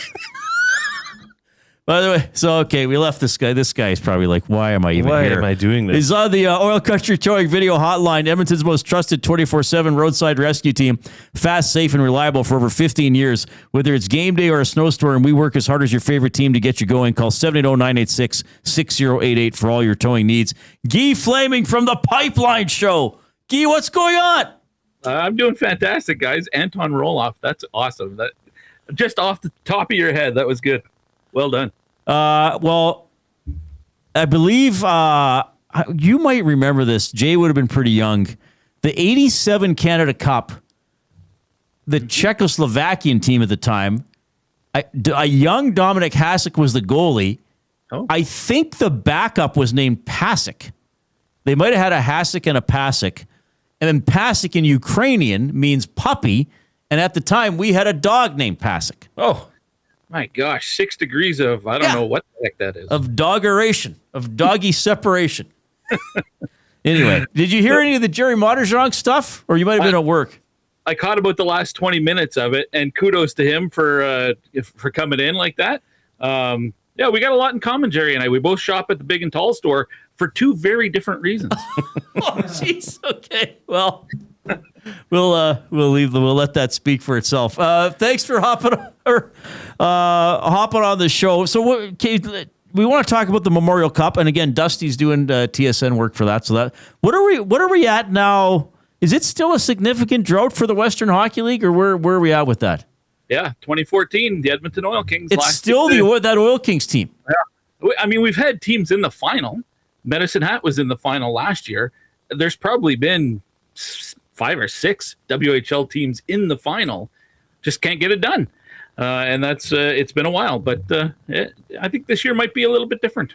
Okay. Well, first of all, there are 2 teams in it, which helps, I guess, mathematically. I mean, we'll give away your pick right off the top, and you've written about it, so people will see it. You think Everett's going to do it? We had Steve Hamilton on the show a couple weeks ago. Why do you think Everett is not going to be stopped here? I think their top line is probably the best line going in the CHL right now with Carter Bear and Julius Miettinen and Van Hanen. Now I've forgotten his first name. But that line has been really, really deadly through the whole season, but into the playoffs especially. Miettinen's the WHL MVP in the playoffs. Carter Bear is a first-round pick of the Detroit Red Wings. That line is really, really good. And then they've got a superstar 16-year-old on the blue line in Landon DuPont. It's a really deep team. There's only 5 drafted players on the Everett Silvertips, and one of them isn't playing. The captain is actually injured, so he can't play. But they've got a couple of guys who are draft eligible this year who will go pretty high, probably in the second round. It's a deep team. It just doesn't have a lot of name recognition across the CHL.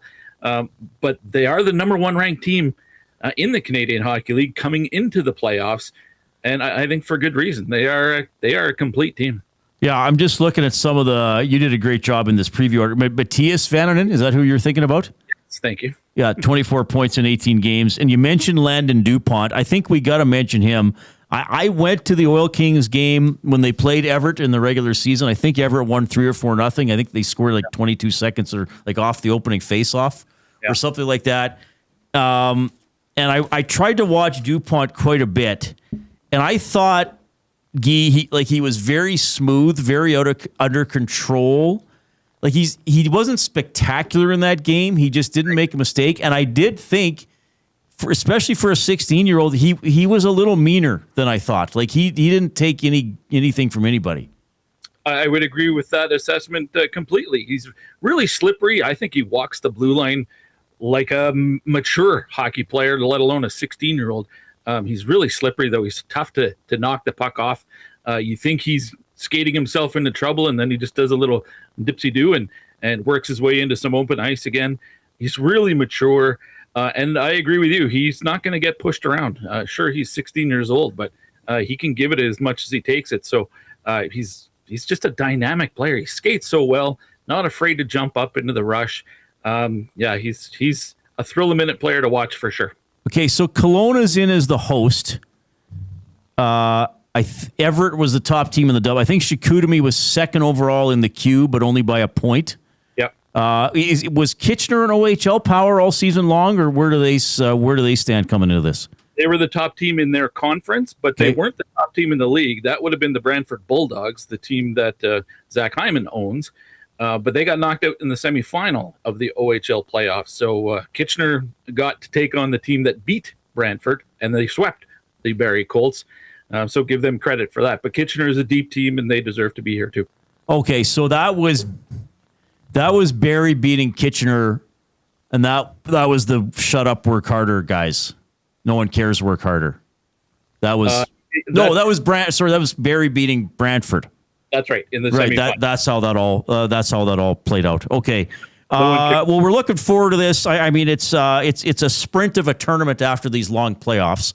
We want to ask you about the state of the Oil Kings too, because I mean they had a pretty good year for the most part, despite what happened in the first round. I want to throw this one at you though for Mex. He says, why couldn't they expand the Memorial Cup to have more teams like March Madness? It could be a terrific showcase for upcoming prospects. I don't know if I've ever heard about that. I mean, it used to be 3 teams a long time ago, and then they said, well, we got to have a host in, so the host gets to go in. Sometimes, the host captures lightning in a bottle or changes their coach right before the tournament and wins it all.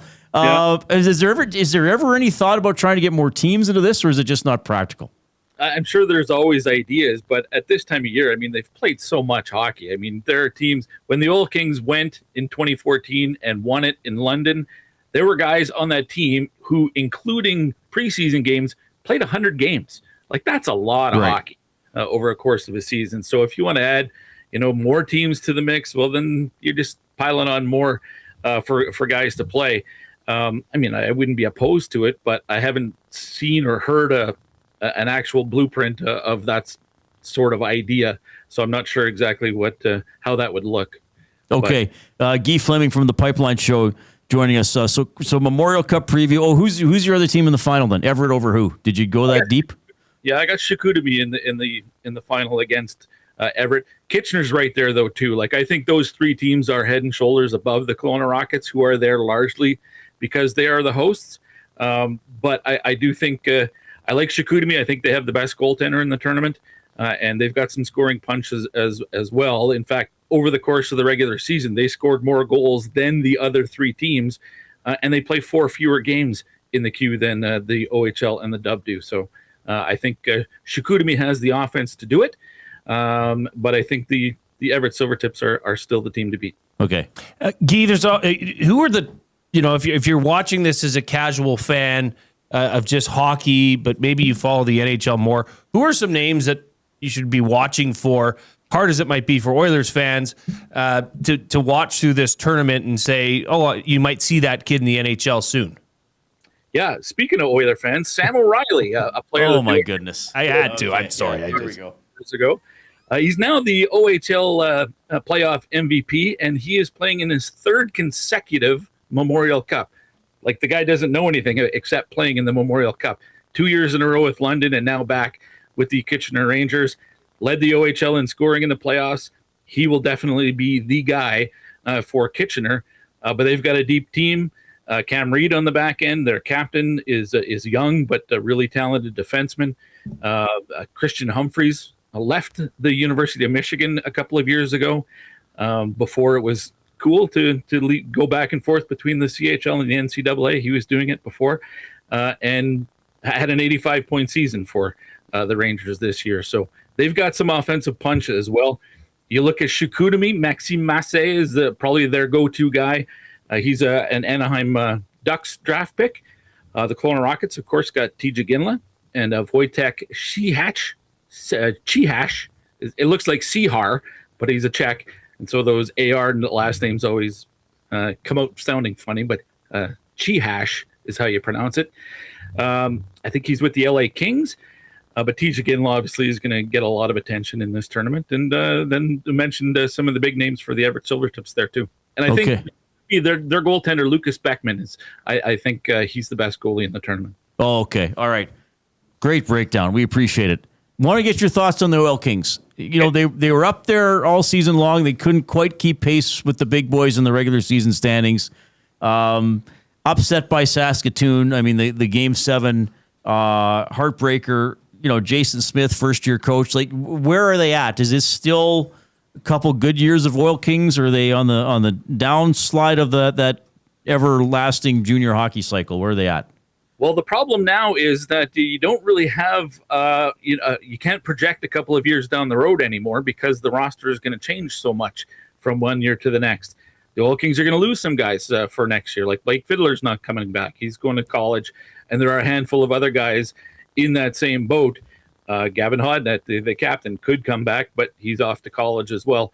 So it will be the teams that can reload on the fly. And the Oil Kings have brought in a couple of 19-year-olds that they acquired via trade and have signed. So they're hoping to, just kind of pick up where they left off. I think they're going to be younger, but they've got some really talented youth coming up in the system. It's always going to be a fun, exciting team to watch. I think it's fair to probably say they take a bit of a step back. Like, I don't think they're going to be a contender next year. But if they can retain players, and that's, I think, the big hot button topic across the Canadian Hockey League right now is how to retain your players from one year to the next. Edmonton will be fine if they can do that. Okay. Well, Guy, we got your pick on the record. Guaranteed to be correct for the Memorial Cup. Having said that, if you're wrong, we're going to lose the tape, so don't worry. All right. Thanks a lot for doing that. And do you have a show coming up? When's your next show? Yeah, it'll come out tomorrow, actually, probably early tomorrow morning, and it will be the Memorial Cup preview. So I spoke with the play-by-play guy for all four teams. That's available now for subscribers, but will be all packaged up and put together in one big show that you can hear in its entirety on Saturdays here on Edmonton Sports Talk, right after Hello Hockey. Guy, we love you. Enjoy the Memorial Cup. Thanks for your perspective. Hey, thanks, guys. I appreciate the invite. Guy Fleming from the Pipeline Show. So there we go. Like, yeah, Everett's going to win. Yeah. If I trust Guy. Oh, he's the guy in the know. I mean, I'd be happy for Steve Hamilton. We had him on a few weeks ago, a couple weeks ago, I guess. Yes. Obviously local roots for Steve. And he's coaching Everett. Landon Dupot's going to be good, baby. I don't know why I just called you baby. That's okay, Just baby. to emphasize my point. And Tampa Bay's Sam O'Reilly. That's right. I got a limerick from R.C. and Ladner. A column by Moddejonge gone wrong, who Chet may have coined a ding-dong. But an astute journal reader would know Connor's a true leader and not fade our anomalous phenom. Pretty good. Pretty good. Probably lines 3 and 4 could be a bit quicker pace, but that's a good limerick. That's a very good limerick. Is the Memorial Cup still the hardest trophy to win in hockey, Reid? Well, you got to win your league, which is 4 rounds. Then you got to go win this tournament against the other champions. And this tournament is not... I was going to say it's not fair. That's not the right word. I mean, look, in a perfect world, the host is not in the tournament unless they win their league, right? Yeah. I'm sorry to say that. Oh, I know. It happens, though. It happens in a lot of sports. It's very difficult to win. Yeah. Well, and it's 1, 2, 3, 4, 5, 6, 7 days of games, 6 days of games. And then you could, because if you were in the final round robin game, the tiebreaker, and then won the tiebreaker and got into the semi, you're playing 3 games in 3 days. 3 games in 3 days. Yeah, so you could have to finish the term with 4 and 5. So yeah, it's a grind, and these are all high caliber teams for sure. 780-218-9999 is the River Cree Resort and Casino inbox. We did have Gerry Moddejonge on the show from Postmedia talking about his column. McDavid is everything to the Edmonton Oilers except the good captain. If you missed that, you can go back and listen on YouTube or wherever you get your podcasts, wherever you find your podcasts. And, of course, iHeartRadio, TuneIn Radio will have the shows archived as well. Should we? I got we're Coop. going to do the thing. Yeah. I got Coop to put a wheel together. Do the dinner. Somebody's winning a dinner. I got Coop to put a wheel. So what do we got here? So we had more than enough correct answers, but Ken, Warren, Casino Dealer Jay, Kevin, and Chris Purper. Coop's put them up on the wheel, which is now on the screen. Coop, spin that wheel. Spinning the wheel of life. Oh, who won? I can't see that far. Casino Dealer Jay. Hey, there you go. Oh, the trivia answer was, obviously Ricky Ray. Ricky Ray. Yeah. So Casino Dealer Jay, if you want to text in, well, actually, be able to do this here. We're going to give... I'm going to pass along your information to Pat. Yeah. I assume you're okay with that? Yeah, of course. Okay. Guy's in the nasty chat. He says, yes, the Memorial Cup's the hardest to win. You have to win your league and then ramp it up again for a bonus tournament where you're playing champions from their league.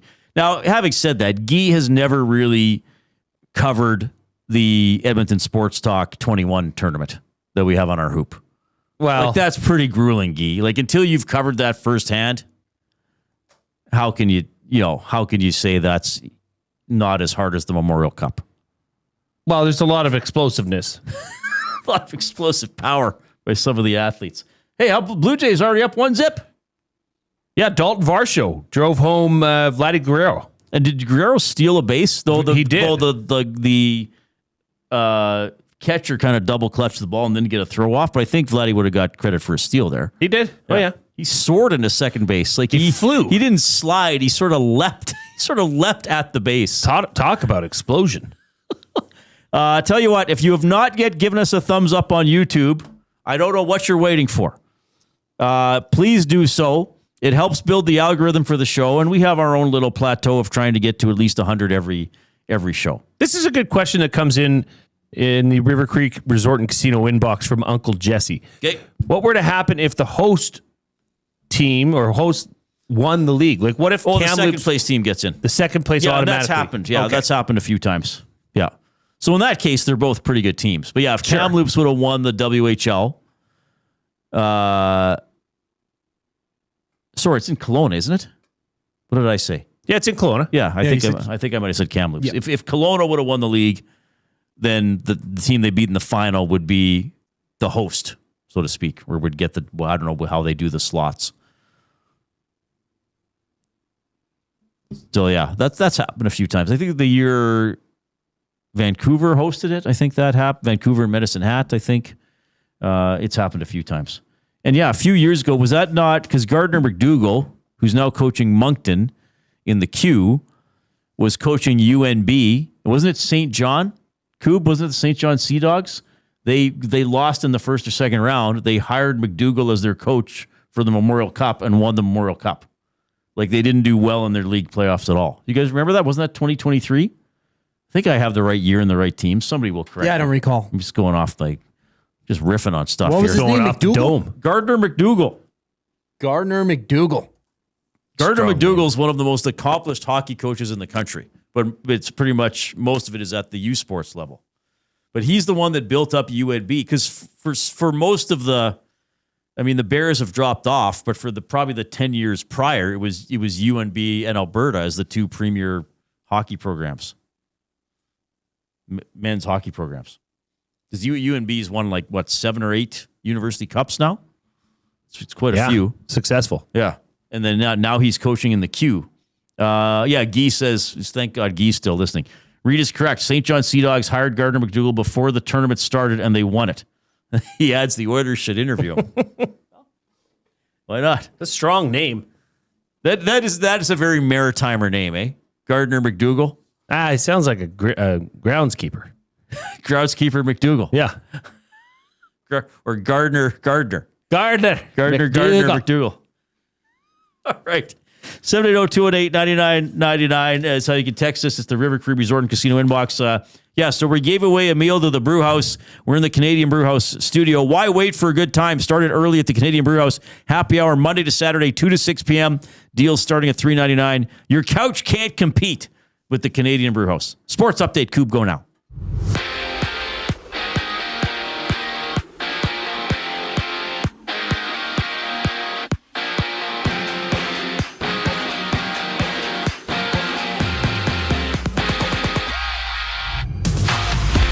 6 o'clock puck drop goes to open up the Eastern Conference final between the Hurricanes and Canadiens. Montreal starts Jakob Dobish against Carolina's Frederik Andersen. To the Big Apple, the Knicks Cavaliers hit the deck. Game 2 of the East Finals. Cleveland trailing 1-0 in the best of 7. Game time at 6:30, and according to ESPN Shams Charania, OKC's Jalen Williams will be evaluated day by day for a hamstring injury that limited him to just 7 minutes in Game 2 against the Spurs. Game 3 goes tomorrow night.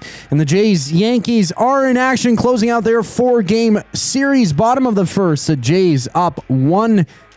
Braden Fisher on the bump for Toronto. Empty bases, 1 out there for New York. And around the majors, just one other game live. Bottom third, a 3-1 lead for the Braves against the Marlins. We also see the Athletics challenging the Angels before the D-backs and Rockies close things out. In other news, two-time NASCAR Cup Series champion Kyle Busch has passed away. He died yesterday after being hospitalized with a severe illness. Busch was 41 years old. This sports update is brought to you by Sather Reid Sport Medicine. Connor McDavid's got a team of specialists, and you've got a bag of frozen peas. Get the same locker room approach that's trusted by the best in the game.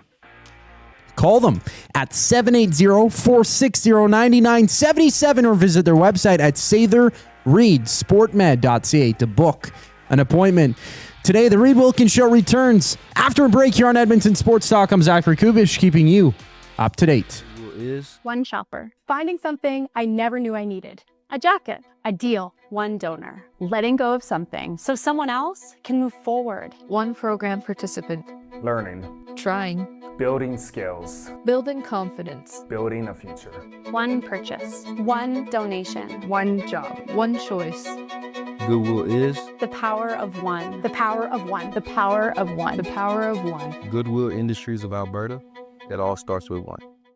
The oil stream. It's not a distraction to let a guy who's not active within your organization, like, hey, can we talk to him? Yeah, sure. It takes 4 seconds. Like, it doesn't affect Kelly McCrimmon's day. Like, they're being difficult. They're trying to flex and strut and be like, look at us. You can't take our guy. Well, he's not your guy. You fired him. But it's in line with how that organization conducts themselves. The Oil Stream, presented by Boston Pizza. Monday, Wednesday, and Friday afternoons at noon. Only on Edmonton Sports Talk. Your clear choice for Edmonton sports.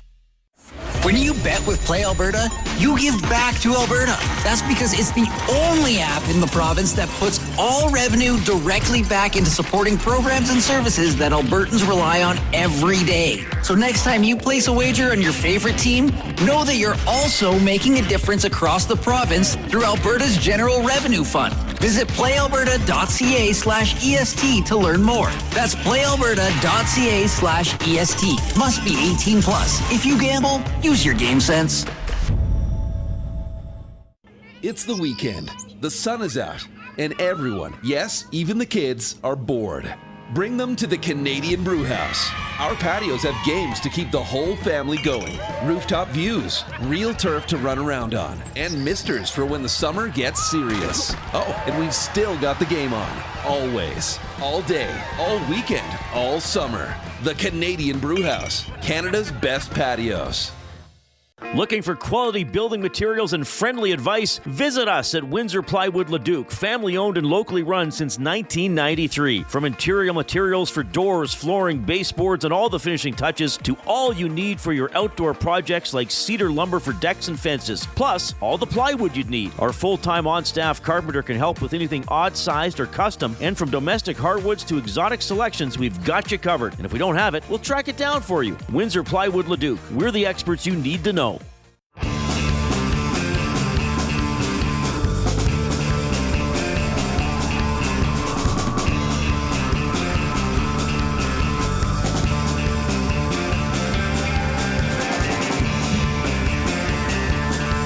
about Coob? Are we here? Think so. Jay, you here? He's here. I'm here. Now, how are you doing, Coob? I'm doing very well today. It's a beautiful day outside, beautiful day in the office. Good. No complaints. Did you have any cottage cheese today? I thought about it. Because you are the king of cottage cheese. I'm the cottage cheese king. You're the cottage cheese man. I like cheese. What can I say? That could be your superpower. You eat so much cottage cheese, you can transform your body into cottage cheese to fight crime. Yeah, I don't cut the cheese. No. I cut crime. You cut. That's right. Oh, my goodness. All right. 780-218-9999 River Cree Resort and Casino inbox. You can email Reid at edmontonsportstalk.com, Jay at edmontonsportstalk.com. Okay, so we've qualified people for the draw for tomorrow, and we've given away the Brewhouse dinner. Yeah, what a week. So we've done that business for today, which is good. Portions of this hour. Oh, this part's fun. Presented by Lamley's. Built for the job. Made with quality craftsmanship and designed for job protection with cowboy-worthy durability, Lamley's workwear combines safety with all-day comfort, featuring brands like Ariat Work and Wrangler Rigs, designed to withstand tough conditions and deliver performance across every job site. Visit lamleys.com/work to see how Lamley's can make your workday better. LAMMLES. Makes my workday better to hear that jingle. Before we get to some other stuff here, we're into the final couple segments of the show. Anything from the River Cree Resort and Casino inbox you want to read? I know there's been a lot coming in. Oilers stuff. Jerry was here. Yeah. Lacombe Drew says, I learned that the runner-up rule from the most famous Memorial Cup of all time, the 2004 Lockout Edition, a bunch of no-name scrubs led by a worm from London hosted the tourney and somehow also won the league against the Ottawa 67s. So London was the host and the OHL champ, and Ottawa was second in the league. Okay, yeah. So it's happened a few times over the year. Did anybody get? I have a question. I don't know if you're going to know about this, Jay. You and I have never talked about this. We did not talk about this. Sometimes with stuff we're going to talk about, we'll say, "Hey, let's do this," so one guy can look it up. I thought this. I'm just going to ask Jay. Okay. Did you get your Canadian, what's it called? Your Canadian bread settlement payout? Were you part of this? Canadian bread settlement. Do you know about this? I saw somebody I follow on Instagram posting about it. Do you know anything about this? I think I heard about this. Was this not the pricing of bread was monopolized by Loblaws? There was a price fixing scheme. Yes. So did you sign up for the class action? No, I didn't know about it until today, and it's too late. How much would have you received? All right. So apparently, first of all, you had to submit a claim. I'm just reading from a news article here. The payout process for Canadians whose claims were approved began last week. The Competition Bureau began investigating this matter in 2016, and Weston Foods and Loblaw have admitted they participated in, quote, an industry-wide price-fixing arrangement, which the Bureau alleged to $1.50 to the price of a loaf of bread. I think there's a typo in this article. It says load of bread. I assume they mean loaf. Loblaw and its parent company, George Western Limited, agreed in 2024 to pay $500 million to settle the class action lawsuit. Anyone who lived in Canada and who bought bread for personal use between 2001 and 2021 was eligible for a share of the settlement money. How did I miss this? No proof of purchase was necessary. So you could be like, what do you call it if you can't have bread? Breadless. But is that like celiac? Celiac? Is that celiac? Yeah, gluten-free. So celiac, yeah. The amount received will depend on whether claimants previously received a $25 card from the Loblaw card program, which it paid out in 2018 to make amends for its role in the scheme. So this has been going on for a decade. Those who didn't get the gift card, and this is what I saw this person I follow on Instagram post, those who didn't get a gift card will be paid $49.11. And those who did get the gift card will get $24.11, according to the bread settlement site. I manage a website. Oh, so what? Like a movie site, gaming? No, it's a bread settlement site. Sorry, what? Sounded like you said bread settlement. We settle bread disputes. Scotty Knows says, I received just under $50. K-Berg, 114. I got mine on Friday, 49 something. There we go. So you got basically $49 or $24. But this has been going on for years. That's a lot of bread. Yeah. What would you do with $49.11? Well, I'm hitting Mission Fun and Games in St. Albert, baby. I mean, that's a free board game right there. I mean, just think. Is it free though? You paid for it, Reid. Technically, with the bread I bought in the past. Yeah. Well, if you're gluten free, there's gluten free options of bread. So how does that even play into the mix? Maybe they didn't price gouge on the gluten frees. It is pretty expensive. Maybe they didn't celiac it that way. There was no proof of purchase necessary. So you could be a non-breed eater, but I think you had to sign up for this in December. I think was the deadline. I can do a lot with that. But they agree. Like the company is paying out $500 million over bread. My goodness. Like Mex, you can't.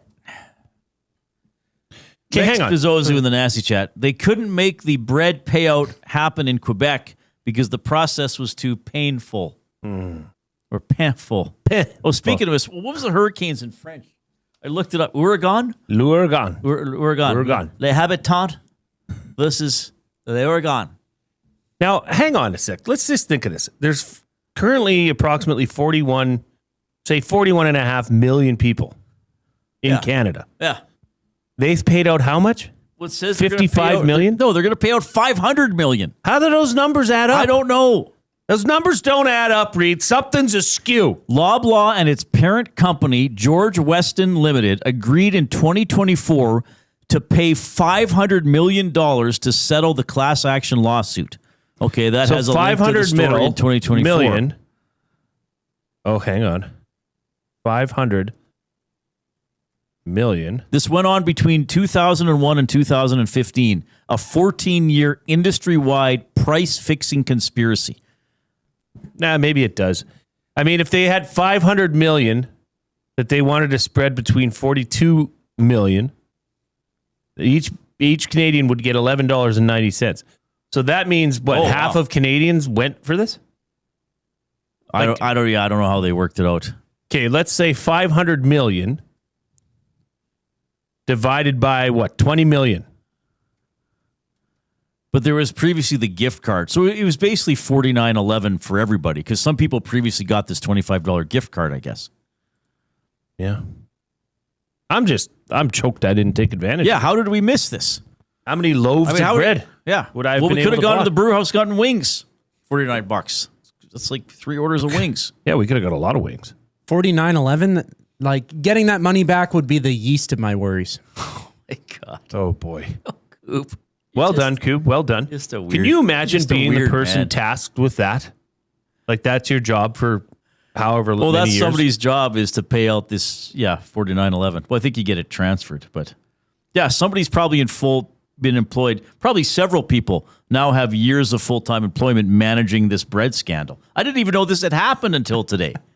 Canada had this major bread scandal, and we're talking about other stuff. And it eventually rose. Nothing. This is comparing who cares who's going to coach the Oilers? We got bread price fixing just happened in this country. You know who the real winners are in all this? The lawyers. How many breads did they make? At least 2 loaves. I mean, the lawyers are the ones that made out on this, I think. Yeah, they're the only ones making bread. They made bread on the bread. I just find this to be a very interesting story. As a lawyer, that would be interesting to make bread off of bread. Now, here's the thing, though. If you were buying bread, say, once a week for the entire 14-year span of the conspiracy, you overspent by more than $49. They ripped you off by more than $49. Take them to court. Did they not? Start it up again. Yeah, I should. Well, then you and I can get in on it. 780-218-9999 is the River Cree Resort and Casino Inbox, Edmonton Sports Talk, presented by Play Alberta. Hey, the boys. Is that what you watch? I watched. Yeah. Well, no longer. For It ended context, last night. let's just say The Boys is a TV show. The Boys is a television show on Prime Video. Okay. There were 5 seasons, so I think it started in 18 or 19. And it's over. It is over. The final episode of The Boys was last night. There's a spin-off series called Vought Rising. I think that starts later this year or next year. One of my buddies is in that show, Eric Johnson. So this is your buddy that acted in... He was in the last 2 50 Shades movies. Right. Would be 2 of the biggest things he's been Quite in. a heartthrob. Yeah, he's good looking. Yeah. I mean, you saw showed me pictures of him. Yeah, you were impressed. Yeah, he's a good looking man. We should bring him on the show. We should get him on the. We should do a show from Eric Johnson.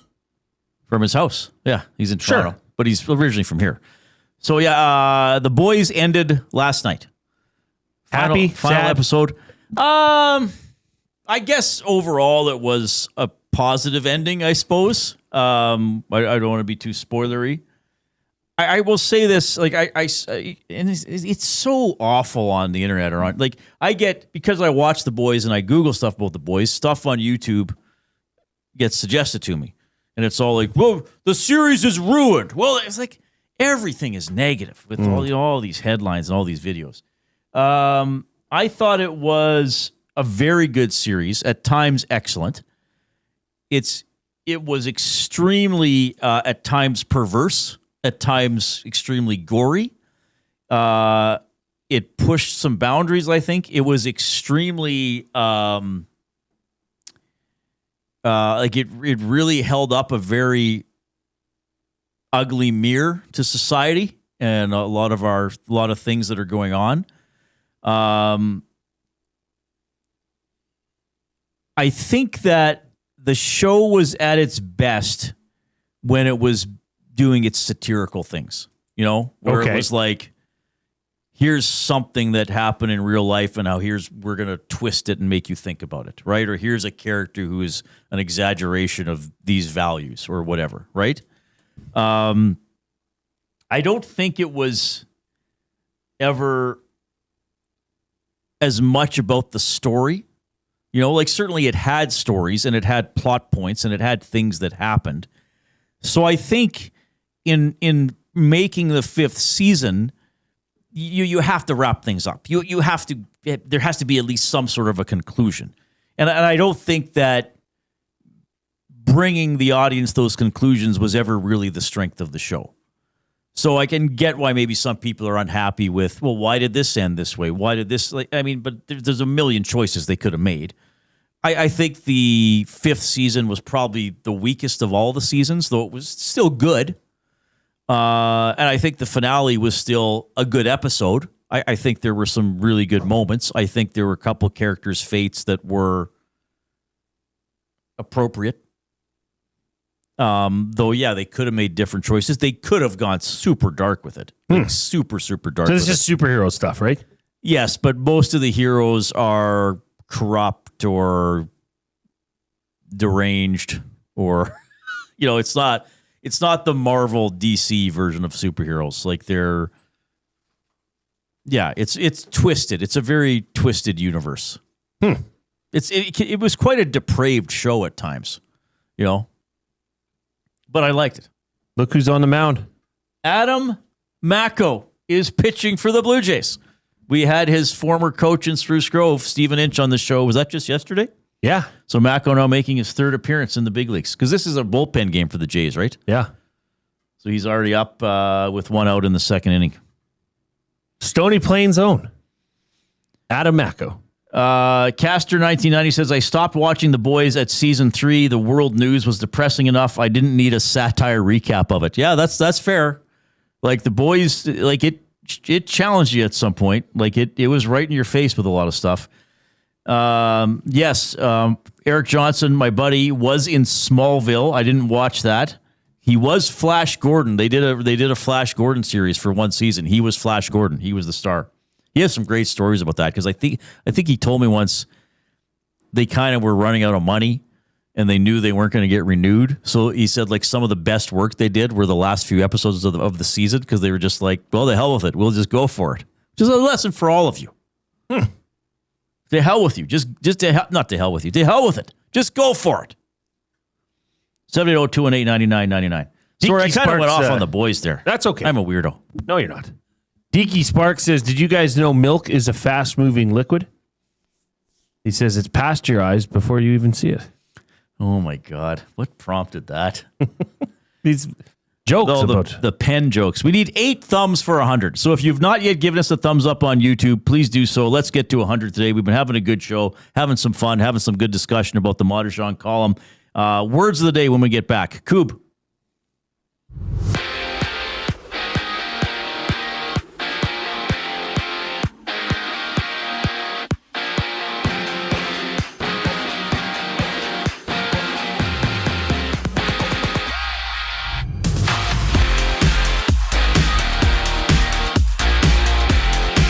The Jays and Yankees are closing out their 4-game series. Bottom second inning, the Jays still holding a 1-0 lead they took in the first. Adam Acko on the bump for Toronto. 2 outs for New York. Empty bases in the game. And around the majors, just one other game live into the fourth. A 3-2 lead for the Braves against the Marlins. Later on, it's the Athletics and Angels going at it before the D-backs and Rockies close things out. To the NHL, the Eastern Conference Finals starts tonight. Canadiens and Hurricanes going at it. Jakub Dobeš gets a nod for Montreal. Frederik Andersen for Carolina face off at 6. And in the Big Apple, the Knicks Cavaliers hit the hardwood for Game 2 of the East Finals. Cleveland down 1-0 in the best-of-7 series. Tip-off at 6:30. And according to ESPN's Sham Charania, OKC's Jalen Williams will be evaluated day by day for a hamstring injury that limited him to just 7 minutes in Game 2 against the Spurs. Game 3 goes tomorrow night. In other news, 2-time NASCAR Cup Series champion Kyle Busch has passed away. He died yesterday after being hospitalized with a severe illness. Busch was 41 years of age. The final segment of the Reid Wilkins Show brings us back after the break here on Edmonton Sports Talk. I'm Zachary Kubish, keeping you in the loop. EST Afternoons. Any final thoughts on what Jerry wrote about Connor McDavid? I think it's good. I really think that it's something good can happen to this. And it's not all saying he's a bad leader. I would challenge everyone just to go read it. And I think on the other side, for context, we don't know behind closed doors what kind of a leader, right? And by all accounts, his teammates love him. They all say he's a good leader. EST Afternoons, weekday afternoons 1 to 3, only on Edmonton Sports Talk. Your clear choice for Edmonton sports. At Firehouse Subs, our subs are freshly toasted, stacked high, and crafted to satisfy. Each sub is piled high with premium meats, melty cheese, and toasted to perfection. Firehouse Subs brings bold flavor to every bite, all served on a freshly toasted roll. But we're not just feeding Edmonton, we're fueling it. Dig into the brisket hat trick, piled with slow-smoked brisket and melty cheese. Or go to the Firehouse Subs fan favorite, the Hook and Ladder. Made to order with smoked turkey, honey ham, and Monterey Jack cheese on a perfectly toasted roll. With 15 Firehouse Sub locations across Edmonton and the greater area, it's easy to grab a hot and hearty sub close to home. Firehouse Subs. Hot, hearty, made to satisfy. River Cree Resort and Casino and K97 proudly present Prism and Aldanova. May 29th in the venue. Tickets at rivercreeresort.com. River Cree Resort and Casino. Excitement. Bet on it. Hi there. If you're like me, you like to picture yourself in luxury, even though there's absolutely no way you could afford it. And if you can, well, even better. Thankfully, I picture myself in something that is luxury, but still absolutely affordable, like the all-new Mazda CX-90 from Park Mazda. With the new luxury features like facial recognition settings and quilted detail Napa leather seating, I can pretend to be comfortable with all of my proper settings activated without even touching a button, thanks to Mitch Lewicki and the great staff at Park Mazda. I like to picture Mitch Lewicki as a ninja fighting off evil samurai. Park Mazda, your dealer for life in Sherwood Park off Y Road, parkmazda.ca. Your brand deserves more than just a whisper, it deserves a buzz. At the Hive Product Marketing, they specialize in promotional products that bring the buzz. From eye-catching giveaways to unforgettable keepsakes, they got the perfect products to make your brand stand out and get noticed. Visit the Hive Product Marketing and let them create the buzz your business deserves. The Hive Product Marketing, the official merch partner of Edmonton Sports Talk. Visit them online at thehiveproductmarketing.com. Looking for a winning strategy for your retirement? Contact me, Joaquin Gage at K4 Financial, where expertise meets dedication. I will always look for a careful approach to your retirement, ensuring your financial future is secure. From tailored strategies to clear, actionable advice, I'm here to guide you every step of the way. Don't leave your future to chance. Get in touch with me, Joaquin Gage, today at k4financial.ca or email joaquin.gage@k4financial.ca to start planning for a brighter future and a more secure retirement.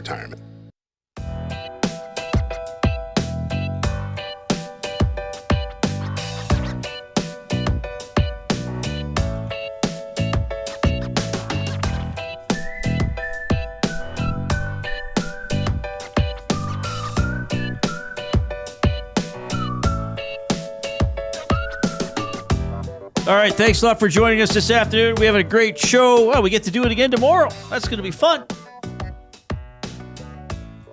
We got our Athlete of the Week on tomorrow. It's going to be a great story. Yeah. Presented by Pasta Pantry. We always love doing that. We'll see what else we get up to. So the Elks, they play Saturday, right? Saturday, 3 o'clock, Reid, Rick. Okay, against the British Columbia Lions. Now, do we know what kind of a roster they're taking yet? Okay. No.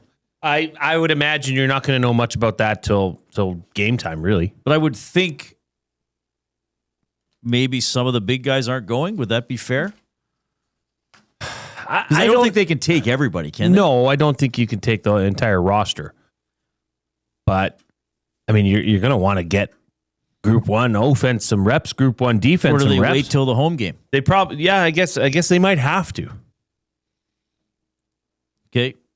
All right, we'll talk more about them tomorrow for sure. Let's get to...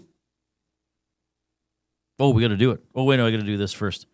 Speaking of the Elks, portions of this hour presented by the Elks. The only way to experience it is being there when it happens. Get your season seats today. Our city, our year. Lock in your season seats at goelks.com/season seats. Blue Jays still up 1-0 on the Yankees now into the top of the third. All right, words of the day for the Edmonton Public Library. Your free EPL card can do more than you might expect. From books, movies, and video games to digital resources, creative spaces, and learning opportunities, there's something for everyone across Edmonton. Sign up online, epl.ca/sign up, or visit any of EPL's 21 locations to get started today. The word of the day with Reid and Jay. Oh, I'm sorry. Did I break your concentration? What do they got to say? Say what again? Say what again? I dare you. Let's find out. English, do you speak it? Then you know what I'm saying. First word of the day, imbroglio. Imbroglio. Imbroglio? Okay. IMBROGLIO. Imbroglio. I don't know how, or I don't know where that came from, but I knew, I was pretty sure it had a G in it. Imbroglio. Now, I'm not sure. I'm going to say this is a theatrical term for laughter.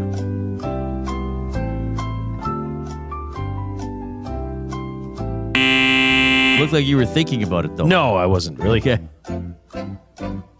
Much of the sisters' text thread involved the latest imbroglios on their favorite reality show. Who's mad at who for what and why? Involves the latest imbroglios on their favorite reality show. It's like reaction to a piece of art. Okay. Imbroglio is a formal word that refers to a complex dispute or argument. Oh, okay. All right, well, I spelled it right. You did. What's the definition again? The definition is an imbroglio is a formal word that refers to a complex dispute or argument. A complex dispute or argument. Okay. Second word of the day, affable.